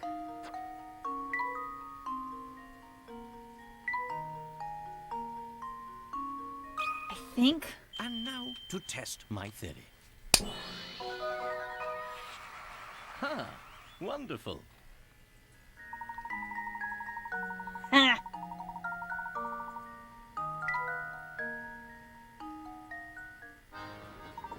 So that's how you do it. You've got quite a head on your shoulders, don't you?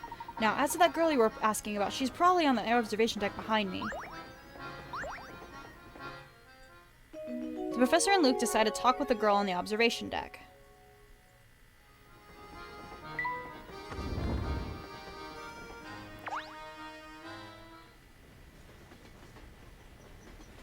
Excuse me.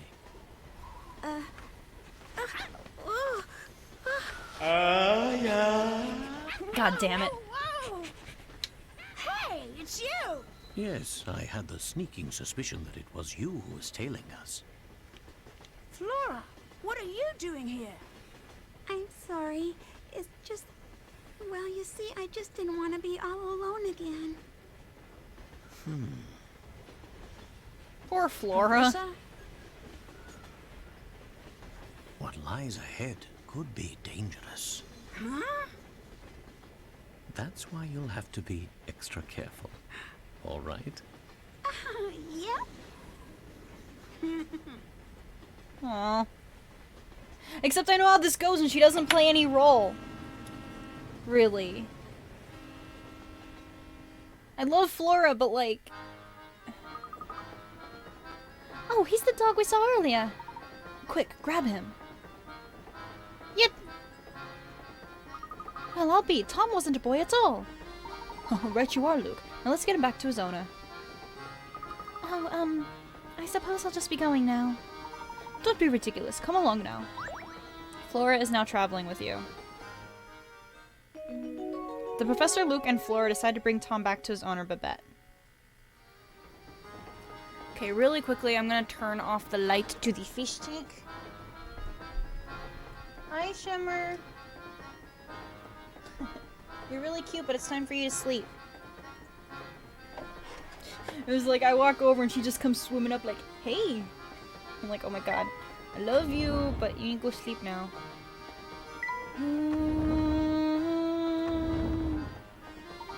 Oh, thank heavens you're alright. My sweet little Tommy boy. I've missed you so.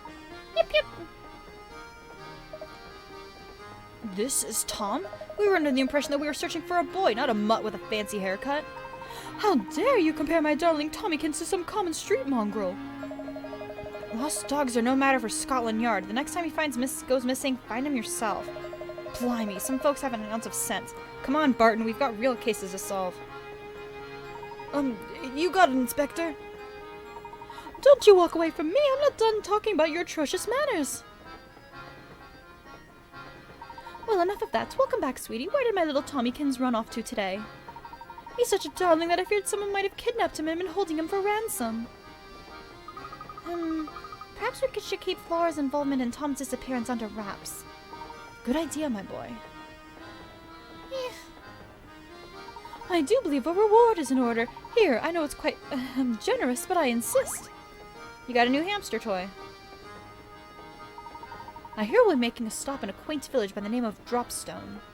How much longer until we get there, Professor? I'm not entirely sure, but waiting here won't make the time pass faster. Let's rest while we wait.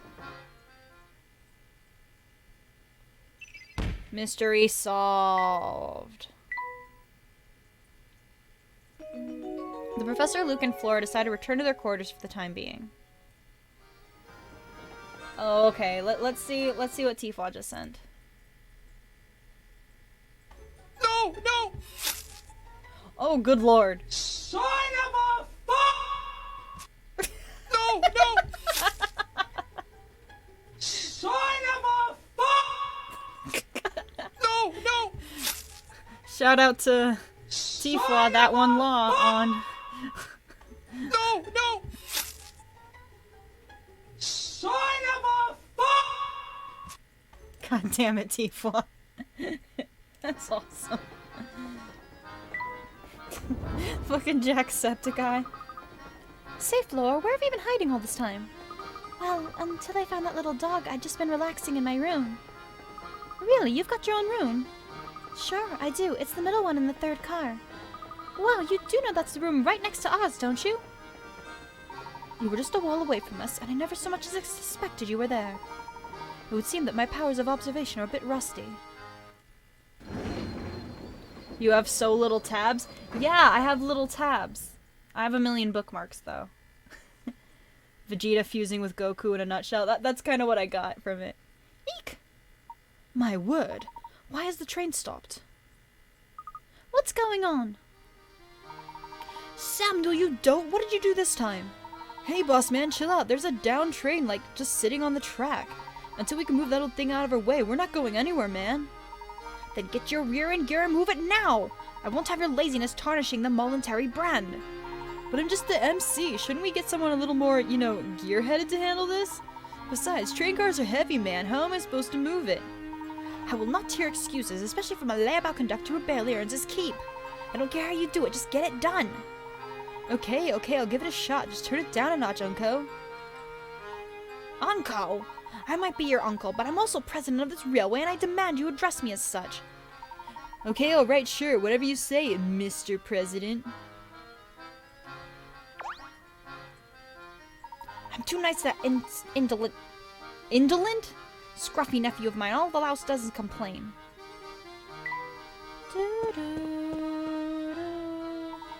What seems to be the problem here? Sorry, Mr. Passenger. See, there's this giganto freight train parked on the track and it's blocking our way. Clearing the track is gonna take some time, so just, sit back with something fizzy and wait. I see. Can I lend you a hand? For real? Oh yeah, that'd be way helpful. You think you could find a way to move the train blocking the track so we can, like, get a move on? Step aside now. We're not going anywhere until that train moves off the track. Until we get this car out of the way, the Voluntary Express isn't going anywhere. Puzzle time.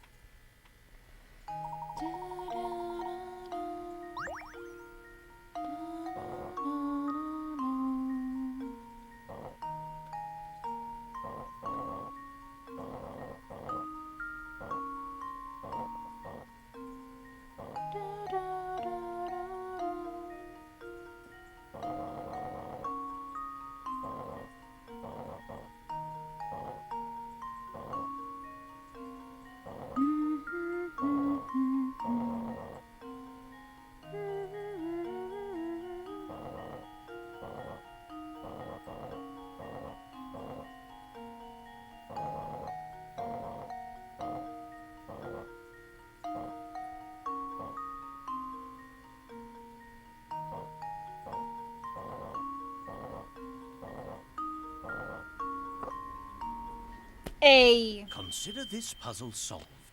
And there we have it. That may not have been the most efficient way to do it, but I did it without consulting a walkthrough. It was good enough for me. Hopefully we should be able to continue our journey now. Yep, I reckon we're good here. Just give me a second, we'll be up and running again.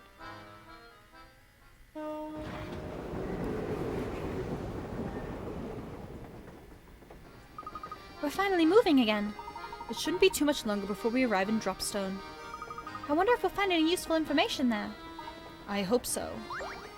You've got a round part used to rebuild the camera in no.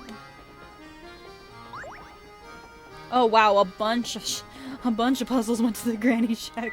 Oops. Yes, save the progress, please.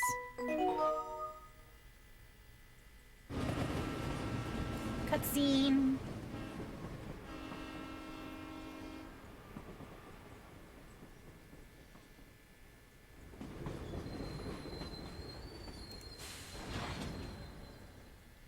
Look how pretty that train is, though. Welcome to Dropstone. Dropstone 50th anniversary.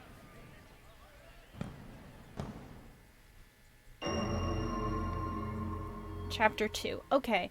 Since we just hit Chapter 2, I'm going to take a quick break so that I can relax my brain a little bit. It's been a couple of hours doing puzzles and reading things, and my eyes hurt from the light. So, I'll be back in a few minutes. Hopefully I can at least finish Chapter 2. Yeah. We'll see how this goes. I'll catch you guys in a bit. Alright, I'm back. I consume... Oh, where did... Oh. Okay. Hopefully I didn't lose anything. Jeez. Looks like you guys had a very interesting conversation.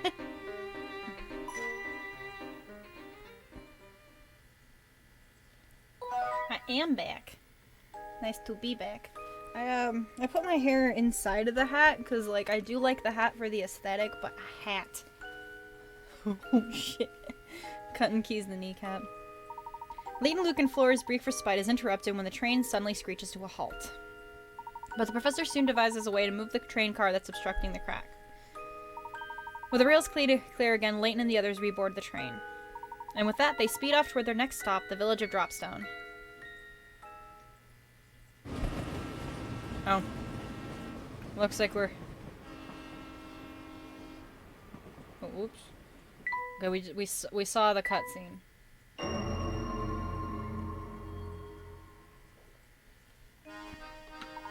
The sudden stop back there did a number on our brakes, but we're stopping here for repairs. We got at least 3 hours till we're ready to roll, so why don't you catch the local sites? Capital idea. Besides, who knows what information we might stumble upon in the village? The Professor, Luke, and Flora decide to take in the sights around Dropstone.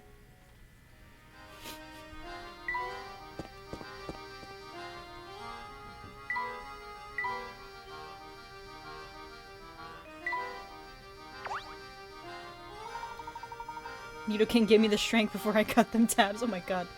Well, Mr. Layton, how are you enjoying your time here in Dropstone? It's been delightful. Every once in a while, it's nice to leave the city and enjoy the countryside. The area is so clean and fresh. I'm jealous of the people who get to live out here. I couldn't put it better myself. There's something about this place that makes you feel like a new man. And with the village celebrating its 50th anniversary today, our timing couldn't be better. Come to think of it, your Momentary Express turned 50 this year, didn't it?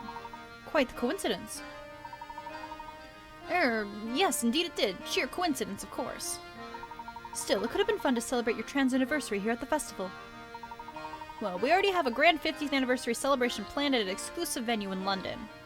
Oh, is that so? Well, I'm sure your party will be on par with the excellence of your train. Yes, and on that note, I'm afraid I'll have to excuse myself. Good day, Mr. Layton. Good day to you, Mr. Beluga. My, it's already been a year since she passed. Time truly does just fly by. She. Who do you think he was talking about, Professor? I haven't the foggiest, Luke.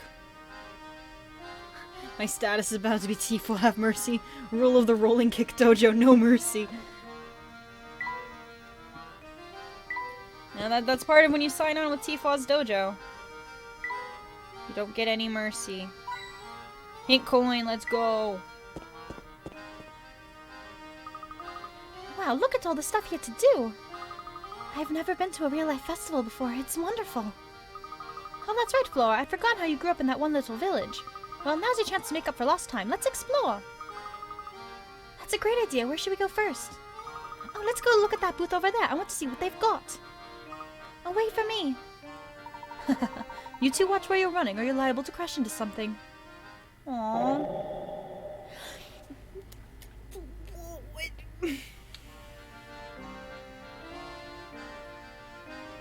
Why is that guy back? Why is evil Papyrus back? I'm gonna close my window, as hot as it is in my room, because my dad's gonna go in the hot tub and he'll be able to hear everything I'm saying, and I already get made fun of in this house, so... You never know when Tifa strikes again. Well, what are all these arrows for? Oh, it's a carnival game. Hey there, Squirts. Try your hand at this fine game of skill. Tell you what, since the business is so slow right now, the first try is on me. Gosh, really, mister? Well, I can't say no to a deal like that. Come on, Flora. We can try it together. But it's a puzzle. A bag of candy.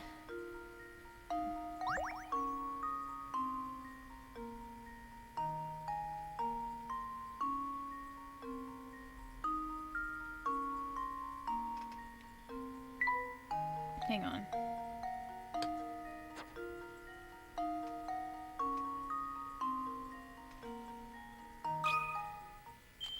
Let's see if this works. Look me go. Piece of cake.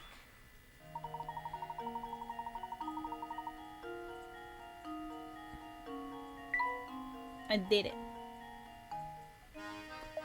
Nicely done, Shorty. Here's a little something for that fine performance. Really? Gosh, thank you. You got a spring part.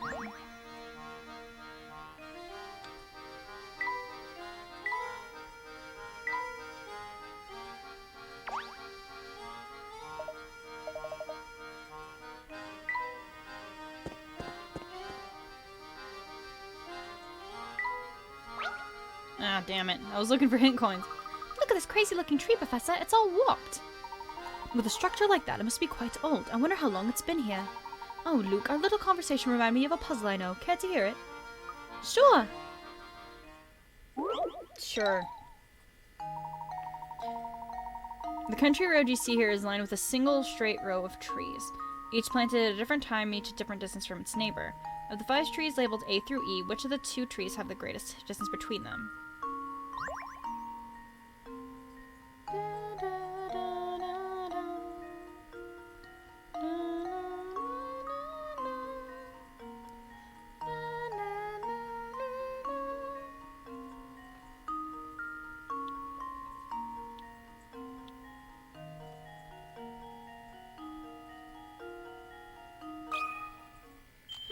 Let's see if this works. That was almost too easy.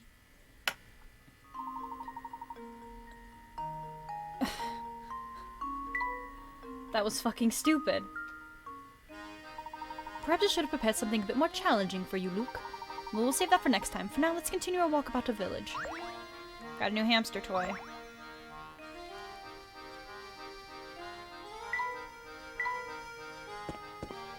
Yeah.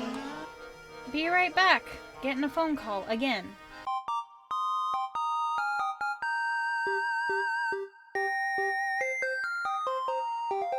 Alright, let's just... We're doing some top secret festival prep back here, so you can't come in yet, okay? That's fine.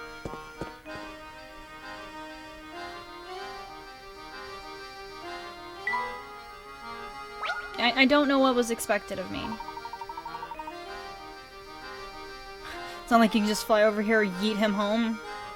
Right, and I understand why he's upset. Like, he had a later shift today.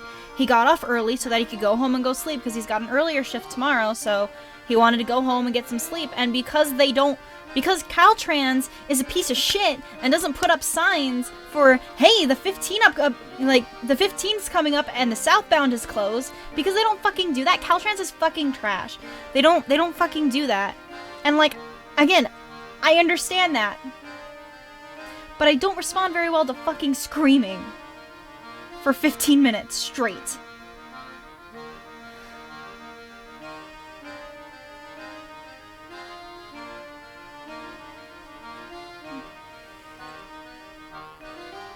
So yeah, that was what happened on my break.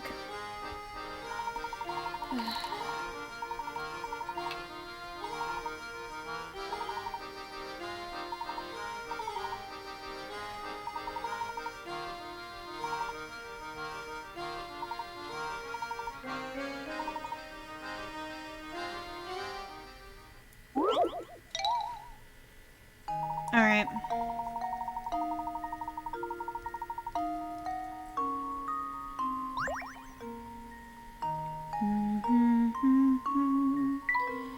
Alright, so...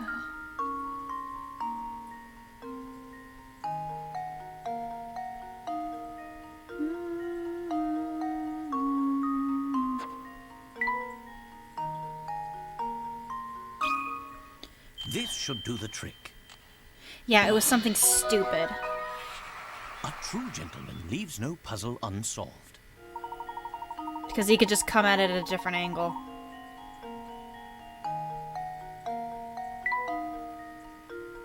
I kind of remember that one.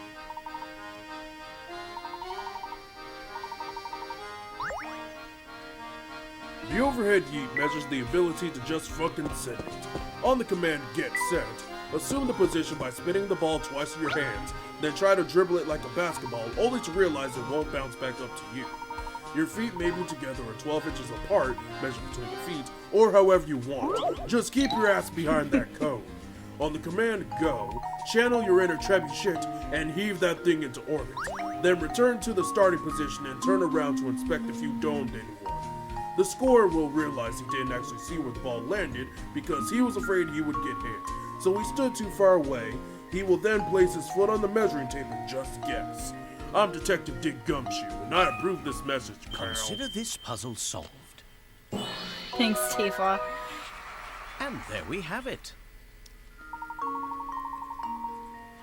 That was just the first path that I fucking guessed.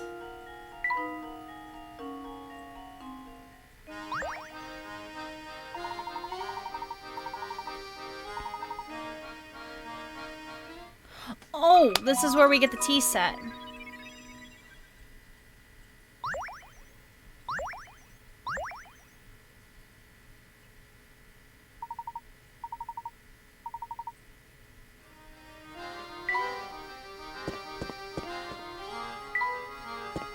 My apologies for losing pretty much all of my energy.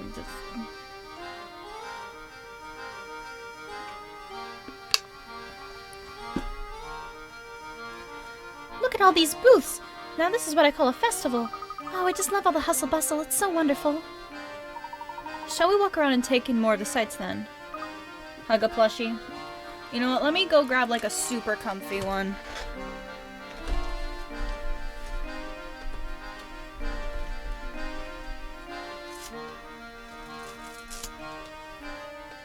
Oh, Moomin? Good point. Who's gonna grab banana? I'm moving. Ba, ba, ba, ba, ba, ba, ba.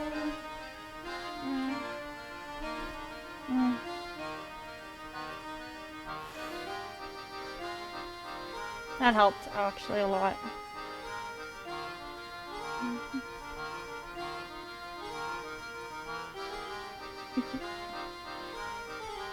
Thanks, guys. I really appreciate you guys. I was having a conversation with Kid Vero the other night, and just like I'm kind of realizing that being able to stream and stuff has really helped like things not feel so isolated as they otherwise would have over this past year. It's really beautiful to have you guys here with me, so thank you. Okay, check out the plaza. Any hint coins? Hell yeah. Hell yeah. Thanks, Nightbot. Look at this monument here, Professor. It appears to be commemorating something. Why don't we take a closer look?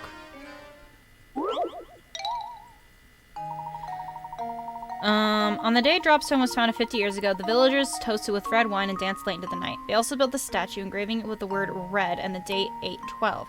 Part of the statue is shaped like a wine glass and can be filled with water from the spout at the top. While the statue describes the villagers' activities on the day of the founding, it could also show where they found themselves the day after the festivities. Can you figure out where the villagers were?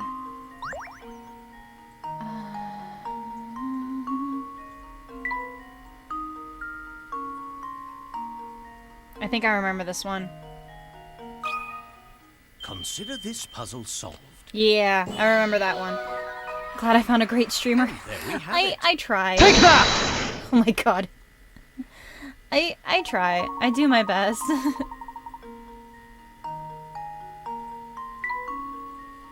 Yeah. Oh my god. According to the writing here, this village was founded by its first settler 50 years ago. It's strange how 50 years is a long time for a person, but not much time at all for a village. Quite so. But this fact just invites more questions. Why did this founder come here in the first place? It's hard to believe he or she simply set forth from their old residence to found a new village. See, a lot of things are coming together now because, like, I played the beginning of this game on the DS, and then after I beat Curious Village, I went back and finished it, but, like, I was missing some context. Like, so, like, going back, I'm, like, seeing all the context.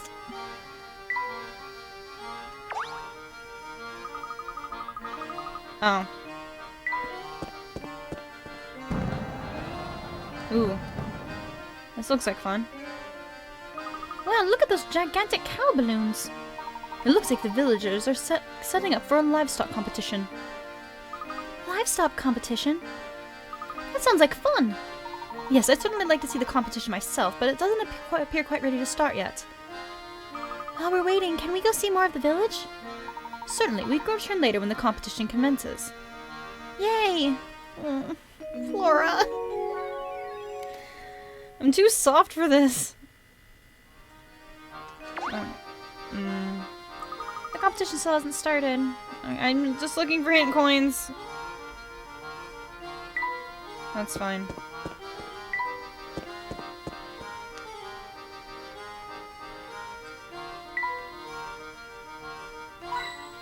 Hell yeah.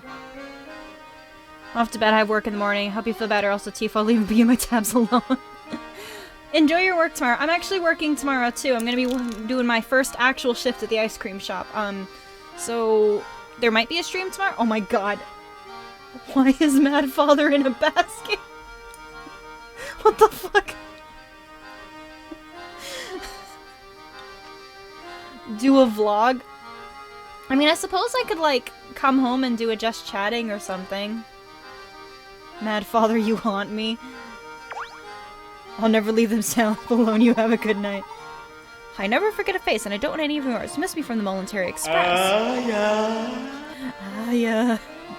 Since you're new to town, let me clue you in about a few key facts about Dropstone. I know you're interested, so don't act all bashful and reserved on my account.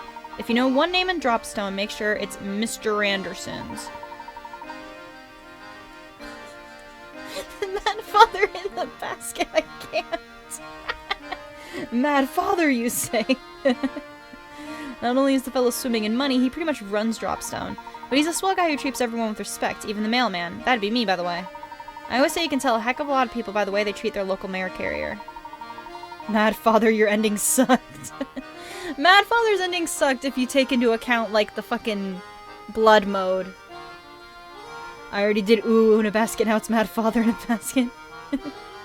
Nice guys like him have troubles. I hear he spends all his time fretting about his daughter. That reminds me, I just saw a pair of unusual characters head up toward Mr. Anderson's house. Sue said they were police from London, but something about them seemed downright fishy. 2 people, huh? Are you referring to Inspector Chelmy and his assistant? All that just for her to be just like her father, always be salty because of it. I don't blame you. That was stupid. Chelmy, you say? That's not right. He said he had official police business, said he needed to see Mr. Anderson. What possible connection could there be between Mr. Anderson and the Elysian box? Well, it seems that Mr. Anderson sits at the head of this community.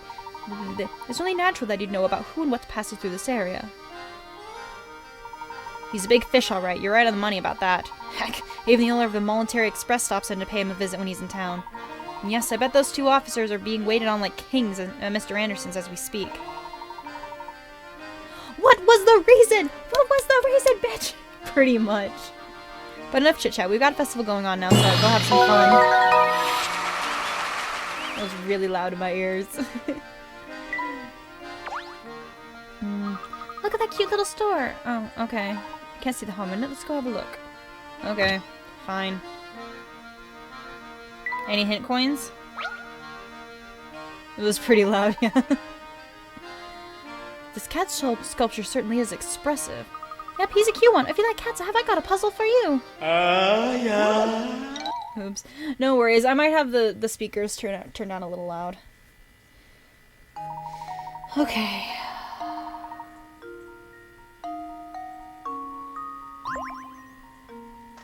Interesting.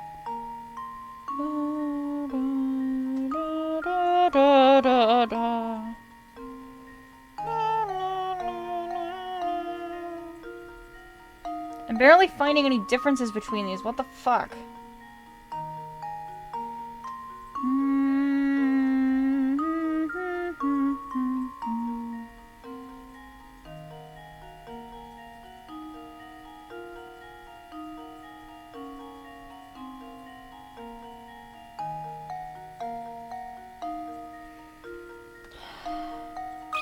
Yeet. Consider this puzzle solved. Sweet. Good night, my dude. I'll see you next time.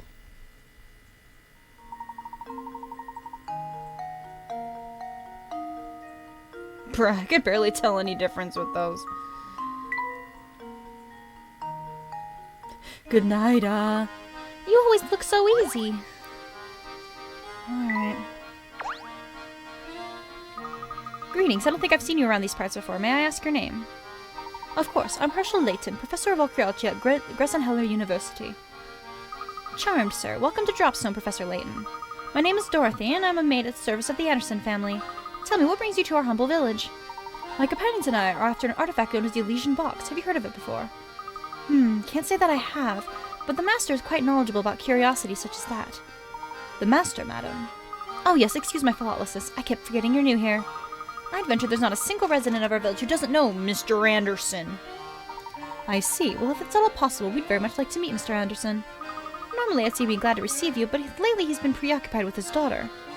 I don't mean to pry, but has there been some issue between Mr. Anderson and his daughter? Well, yes, just between you, me, and the wall, his daughter has been secretly planning a trip alone. Secretly planning a trip alone? Is that your way of saying she's planning to run away? Yes. And what's worse is that the Master is starting to catch that something's going on. But after much talk, we servants have decided to cheerfully see the Master's young daughter off. So you're in support of allowing this girl to go off on her own. Why is that? Because the purpose of the trip is to fulfill the last request of the young lady's late grandmother. I see. May I inquire to us what that last request was? Well, I myself have only heard scraps of the story from other people, so I can't say much. But whatever the request, it's one that the young mistress seems to feel is extremely important. Oh, look at me, here I am gossiping away when there's supper to prepare. Please excuse me, Professor Layton. I need to get back to work. Oh, before you go... Rats, she's gone. Maybe it's me, but it sounds like Mr. Anderson's daughter is leaving home more than going on a trip. And yet for some reason the servants are cheering her on. How odd. Yes, very. And think about the consequences should Mr. Anderson find out what's been going on. The servants must have a truly solid reason if they've resolved to keep a secret like this. What could it possibly be? I get the feeling Dropstone isn't as ordinary as it looks. You're not the only one, Luke. But enough speculation. Let's go explore more of the village. Okay, Professor. Yeah. Yeah.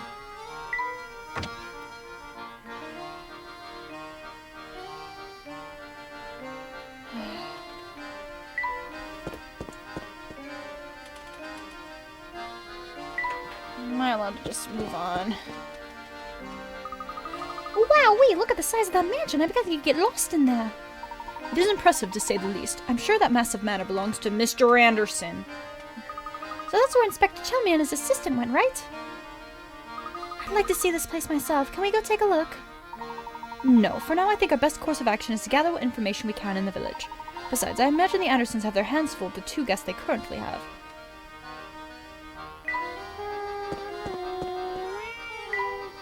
Oh.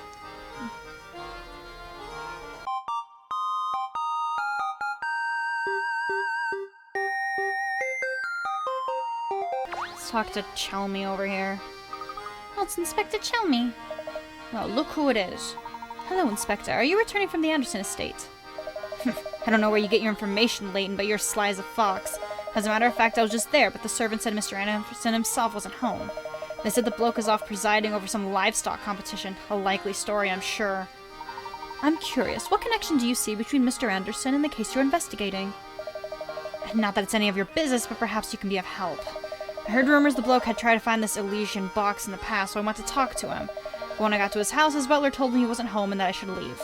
Can you believe it? I bet you a tenner he's just pretending to be out. I went out of my way to see the man. Least he could do is offer me a proper cup of coffee. But why would Mr. Anderson be interested in the Elysian box in the first place? It's anyone's guess, Luke. We won't know more until we can ask him in person. I guess we better head over to the livestock competition that Mr. Anderson is judging. Fine, let the blasted bloke judge his precious livestock competition then. I won't be there. As far as I'm concerned, the whole thing's a frivolous distraction for the rich. Speaking of which, I can only assume his obsession with the box stemmed from the excess of time and money on his hands. If you see anything that might help this investigation, report it to me straight away, you hear? We're always happy to cooperate, Inspector. Now please excuse us. Sure, off you go. Come along, Barton, we've got work to do. Oh, okie dokie, sir. Alright, we better hurry back to the competition grounds. And Professor Luke and Flora decide to return to the site of the livestock competition. I've got to adjust that. I think that's why it sounds annoying. Let's put it back on the default.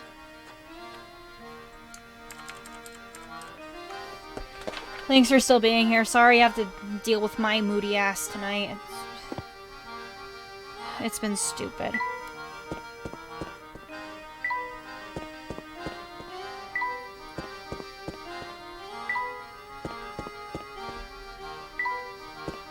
It happens. Oh yeah! It happens. Thanks for understanding. I appreciate it. My goodness, look at this place. Oh, we made it back in time to catch the competition. If we've been informed correctly, Mr. Anderson is judging the entries. So we should be somewhere around here, right? Indeed. I wonder which of the gentlemen walking around here is our man. Oh, it looks like the 2 men over there are getting pretty hot under the collar about something. I wonder what the matter is. Just look at that mangy coat. Anyone with 2 eyes can see that's no bovine of mine. I know what's gone down here. Someone swapped out my cow for this lemon. Well, what do you want me to do about it? Can you at least point out which cow is yours? Now, how do you expect me to do that? Oh, brother, this is gonna get ugly. What seems to be the problem, sis? This fella here seems convinced someone swapped out his prize car for another. I'm telling you, that ain't no cow of mine. My girl was perfect from horns to tail. See what I mean? There's just no reasoning with him. We can't start the contest with him carrying on, but I don't know how we can clear up the situation. I'll take care of this. I bet the cows would know if any monkey business went on. Of course. Why didn't I think of that myself? I'll leave this one to you, Luke. Excuse me, miss. Can you help us out here? I see. Did you find out anything of use? I sure did. If I had to sum up our conversation, it'd go something like this. That's okay, I've been there for years, ain't stopping anytime soon. Thank you. 5 cows are grazing at the festival. 2 of them are true moo cows, a breed that only tells the truth. The other 3 are no-way cows, a different variety that always tells lies. Using the following station from each cow, mark all the no-way cows. Tap a letter to mark cow. Fuck.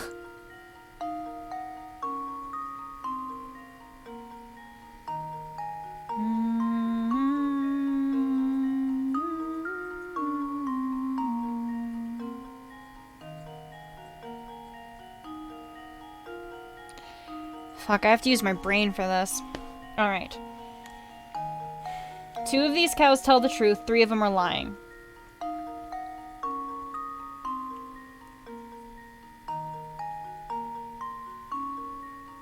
Yeah, I don't have enough brain power for this.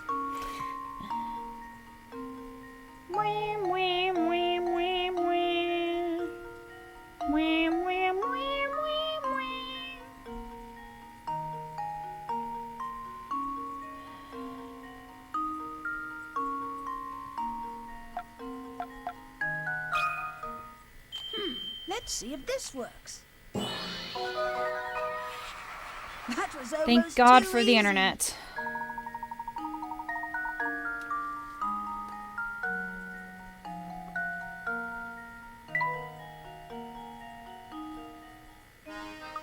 It looks like these 2 ladies swapped places while waiting for the competition to start. Things should be all sorted out now, though. Oh, you betcha. Look at that build, that lustrous coat, that soulful gaze. That's my cow, no doubt. So everything's okay by you? Better and okay, kid. With my darling back, I'm a shoo-in for that blue ribbon. Thanks. Wow, Luke, you sure have a way with animals. Oh, it's nothing really. Look over here, you two. They're about to announce the winner. And the winner of this year's Dropstone Dairy Crown is...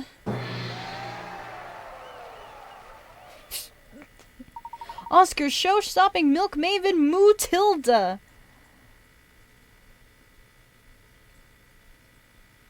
Okay.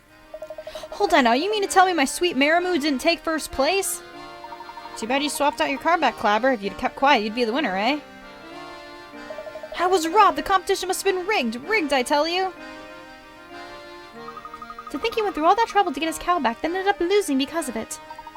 Yes, I suppose it goes to show things in life don't always go as planned. Right you are, Professor. Say, shouldn't Mr. Anderson be around here now? It's going to take some effort to find him in a crowd this dense. Let's look around a bit. Okay. I usually like to leave off at where the... I usually prefer to leave off at where the chapters are, but I'm taking a special case this time because it's... I like playing these games. The stream's been kind of a nightmare because of freaking traffic and phone calls and everything. So, this is where I'm going to wrap this up for tonight. I'll catch you guys again next week on Monday for more Professor Layton. I might stream tomorrow. Depends on how I feel after working at the ice cream shop. If I do, I've actually got a few games that I've gotten for early access that we could check out. One of them is kind of like Getting Over It, but more playable, apparently. And then there's a couple others that I've got, so we'll be messing with those. That said, who is streaming?